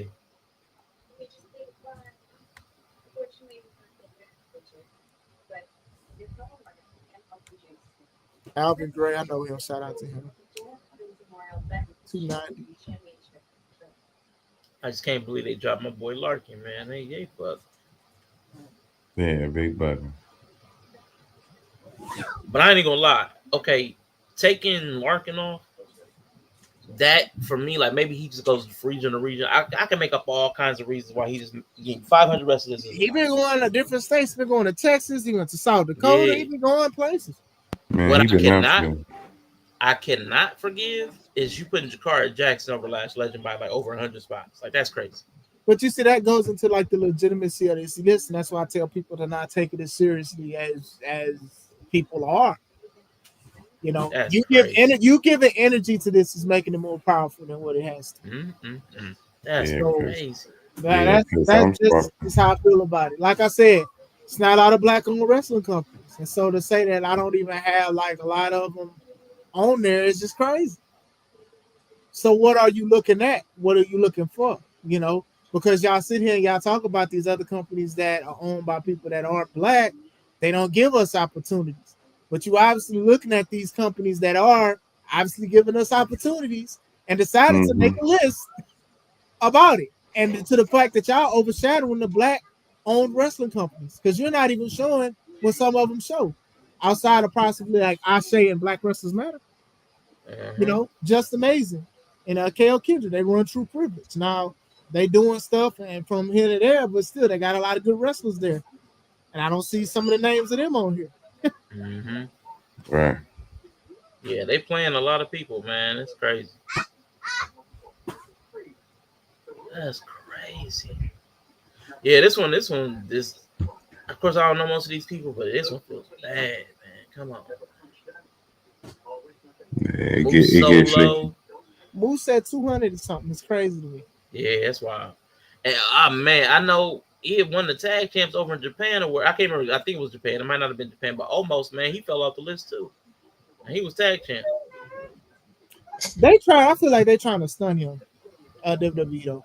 I know they are, man. There's no reason. They're trying to stun him because, first of all, okay, he can't improve, but at the same time, when you're that tall, you're obviously injury prone because your body not even supposed to be that damn tall. Right. So y'all take him when he was in Japan, where he was making money. Let's be honest, they love that kind of kaiju stuff and monster stuff. They love that stuff. He wins the title, and then y'all like, yeah, we want him back. Right. Because I know like they was building up. Like I saw like a couple videos of Oba and Omos in the ring together, and I was like, okay, what are y'all doing with this? I like that. Yeah. So still, man, Omos definitely is just one of the ones that's just like wherever he goes, he's going to make a lot of money. He knows he's going to make money because he ain't even got to wrestle good. So yeah, that sucks. Yeah, man, that's crazy, man. But yes, I appreciate y'all for getting us. We went through like quite a bit, but these lists, I like what. I'm glad I asked Classic the question up front about the list because it spoke to everything we saw after that. He was like, you can't put too much legitimacy. First of all, there's a lot of subjectivity, but they no way they watching 500 wrestlers, and then we see a whole bunch of mess. Every single list was a whole bunch of mess. Like you friends with the person, like I said, man. don't put that on your resume. Whatever you do, don't put that on your resume. Hey, but you know who I would if I was that one lady, Masha Slamovich. Mm-hmm. I'm putting that on my resume. I made the man's PWI list. I'm better than 232 men. I'm putting right, or the dude or the white dude on the on the list last year. I'm such a good wrestler. I made the BWI as a white man. They thought I was black. I don't think Master's going to do anything because she's low-key kind of getting canceled because of some of her decisions, but still. Man. She's done some crazy stuff, so. Yeah. But yeah. Her name was coming up in the controversy. Yeah. All right, fellas, man. Listen, that's it for me, man. So, like, before we go, man, the definitive cream, man. So, dang, now because of that whole, he's coming. Oh, now I'm sussed out. So, what would you say is your current, like Cody's number one, QB1 on the PWI list? We agreed that he's currently number one. But like, if you were to combine all the lists, not have the men separate, not have the women separate, not have the black people separate, what's your top 5 GOAT currents? Like out of the list we've had, who's your top 5 all together? Man, that's a good question. Yo, you think about that too. I'll start while you thinking as well too. So if I'm going, Cody would probably still be number one across all zones, even though I can't stand his promo. I know why people like him. I know why people rock with him, and I respect what he does in the ring. I think what's her face is falling out of my top 5. What's her face? Man. So I don't know if any of the women gonna make my top 5. I think I would keep Tony in. The year she's had from Blake Monroe on has been a heck of a year. I think I would still keep Tony in my top 5. Okay. I would have, man. Dang, that's tough. So we got Cody. We got Tony. I am going to go ahead and just make the move. I'm gonna put Naomi up there. I'm gonna throw her in there. I'm gonna put Oba in there because I really enjoyed what Oba was doing over last year, man. He was the ruler. Yeah, I know he didn't do it on the major. He didn't do it. I would. It's hard. I don't like Trick in the ring, but I could interchange either one of those because what Trick did was pretty special too over his year, as far as accomplishments and going back and forth between brands and leaning into heel and actually making it work. Because I saw him develop as it was awkward at first, and watching him develop, that was special. Seeing somebody develop real time and find their voice, like that was special. So it may not be like great, but it was special watching somebody come into themselves. So I mean, as a different character, he already had the face, but having the heel, that was special too. So I would either Oba or Trick. And then who would be my last one, man? You know what? I'm going to give it to Hangman Adam Page for getting that belt out of the briefcase. For that one piece alone. Just forget the belt out the briefcase. I promise you, man, because that bothered me, man. That bothered me. That was just the. They could have had a different version of the belt. Like, you know, when before Kofi beat Daniel Bryan for the world title, he had like a vegan belt or something, you know. Oh, it looked good too. It did. I ain't gonna lie, it looked pretty. but still, it had a different version of the belt, right? And I was like, okay, cool, or whatever. But it was a belt. Like, to me, you want to see the belt, regardless, even if you don't care about the company. If you want to take over the company, you take over the company by having the belt. When CM Punk won against John Cena in Chicago to hijack the belt, it made sense that he would walk around with the belt because he still was the WWE champion. Putting it in a briefcase and smothering people with a plastic bag and drowning people and, you know, poisoning them. It's horrible. Yeah. And they're the Death Riders. Like, Death Rider sounds like a motorcycle, but you got to walk around in a briefcase. Like, it just felt weird. Like, these people. That image walking around with a briefcase looks stupid. And then, you know, Moxley was using like a lot of Nazi themed movie references for like his promos and stuff, and it's like, man, how is this supposed to make me want to watch the show? Like, Right. I don't even care about the payoff at the end of the day. When you start, you shaving your hair bald, you got your white tees and all of this stuff. You got your person, you're Russian, who's speaking Russian and all that. Not trying to generalize, of course, but why would I want to watch that? And that goes into that, the marketability, the crowd, all that. Like, I'm not earning nothing. Like, you're not earning nothing from that. It's not marketable. The crowd does not want to see it. It's ranked as one of the worst things in AEW this year. Yeah, for sure. So I would have rather seen that botch match with Okada and that dude, was it Mascara? I'd rather watch that botch match 10 times than watch anything where they came out with the briefcase. Like, it was the dumbest thing. I don't understand it. Yeah, I don't understand. But y'all think y'all's fine? Yeah. I would probably would say Cody. Okay. CM Punk. Okay. Trick Williams. Okay. 4 more. I mean, no, 2 more. Number 4. I'm gonna say Naomi. Okay. 5.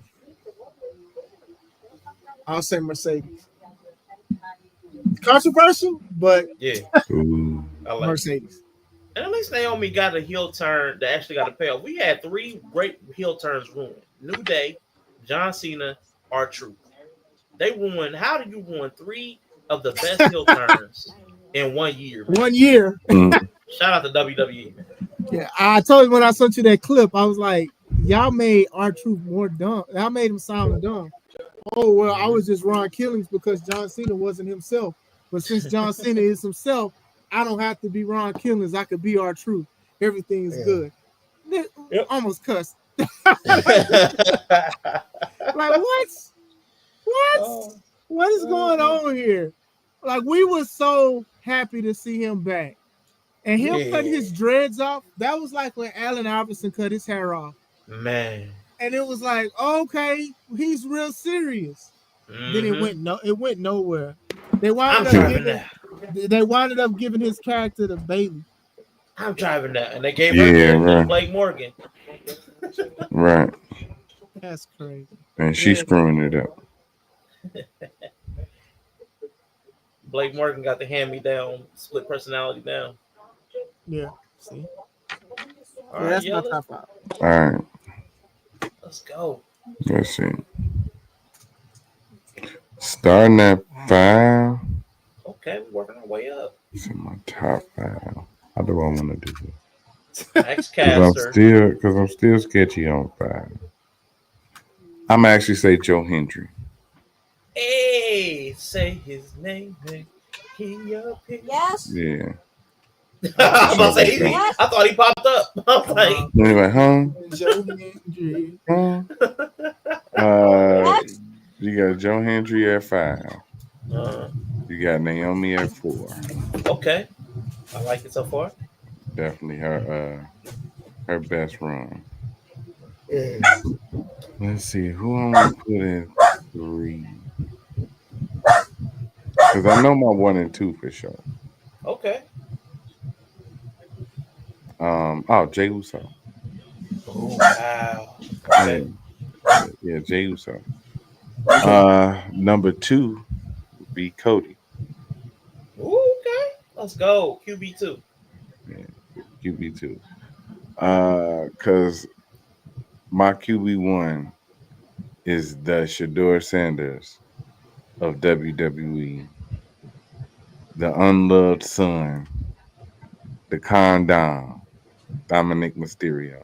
No. It's my number 1 wrestler of the year. Not mentioned all night. Not seen within any of the numbers on these lists. Yet he is arguably the most over wrestler in wrestling right now. Whether you hate him or now love him. I told Rashawn a couple years ago. And Classic will get this because he understands the psychology as well. When Dom officially turns face, he will be the biggest face in wrestling. Yeah. Just because he's been nearly the biggest heel in wrestling. Yep. It's almost like it's like that overcorrection we were talking about. It's that pendulum swing, and the pendulum always swings to the other side. So when he come out of this, he is just gonna be super over. Oh my god, dude. The reunion of Dom and Ray is going to feed that's gonna go hard. families. Oh That's my gonna god, go it's gonna hard. feed families, especially the Mysterios. Yeah. And the Guerreros, technically. But you know, that's another deal. But yeah, That's man. fun. Yeah, Dom for sure, for sure. Okay, he's had a good year, and I want to ask y'all both the question as wrestling people. So I mean, you sparked something with the Dom thing, and I'll make this like kind of like my last question. What is the difference between his heat and Logan Paul's heat? Because they both get booed, but it feels different. Like when Dom gets booed, it feels like the person I love to hate. Like there's still love in booing him. And the reason I say that is because they were starting to cheer him, and they had to use John Cena's. They had to use John Cena's last matches to get them to boo Dom again by having him interrupt John Cena. And I was like, that was actually brilliant. Yes, ma'am. To have him interrupting John Cena in his last like 2 and 3 appearances to get, and did it in Boston. That was brilliant to get him to get booed again because they started cheering when he came out. They quit booing him like out the arena. Like he could actually get words out for a long time. And I was like, man, that was a really smart way to get them back booing real loud. I was like, that was great. So I applaud WWE for that. But it feels different. It feels like they really actually hate Logan Paul. Mm-hmm. You know what I'm saying? So it feels like the boos feel like real hatred when Logan Paul's out there. Okay, so there's a difference between wrestling heat and go away heat. Okay. I think Brian Zane from Wrestling with Regret, I think he's had the best analyticals about that because he spoke that about similar to what's his name, Baron Corbin when he was in WWE. It went from heel heat to go away heat because they was like people just got sick of. With Dom, people hate him because you're supposed to hate him, but they love him because he'll win a match and people love it. Like the way he would cheat in matches started to be creative with the ring bell hammer and stuff like that. So people love him. So even when he does become a good guy, they're going to love him even more. They're going to cherish what he's doing. So that's with Dom. Dom, we've watched Dom grow to this. Remember, Dom also had go away heat before too. His debut in WWE was against Seth Rollins in a match during the Thunderdome. Yep. That was like his first match. And then after that, he was dressing like his father, and people wasn't ready to let Ray go. So they started booing Dom. They was like, nah, Dom, you're not gonna be your father. You will never be your father. Why are you doing 619? You're taller than your father. Why are you doing this stuff? Why are you doing that?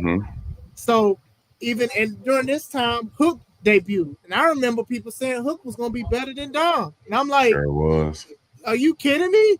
Because Hook is not selling power drivers and throwing people who are 3 times the size over his shoulder like his daddy used to.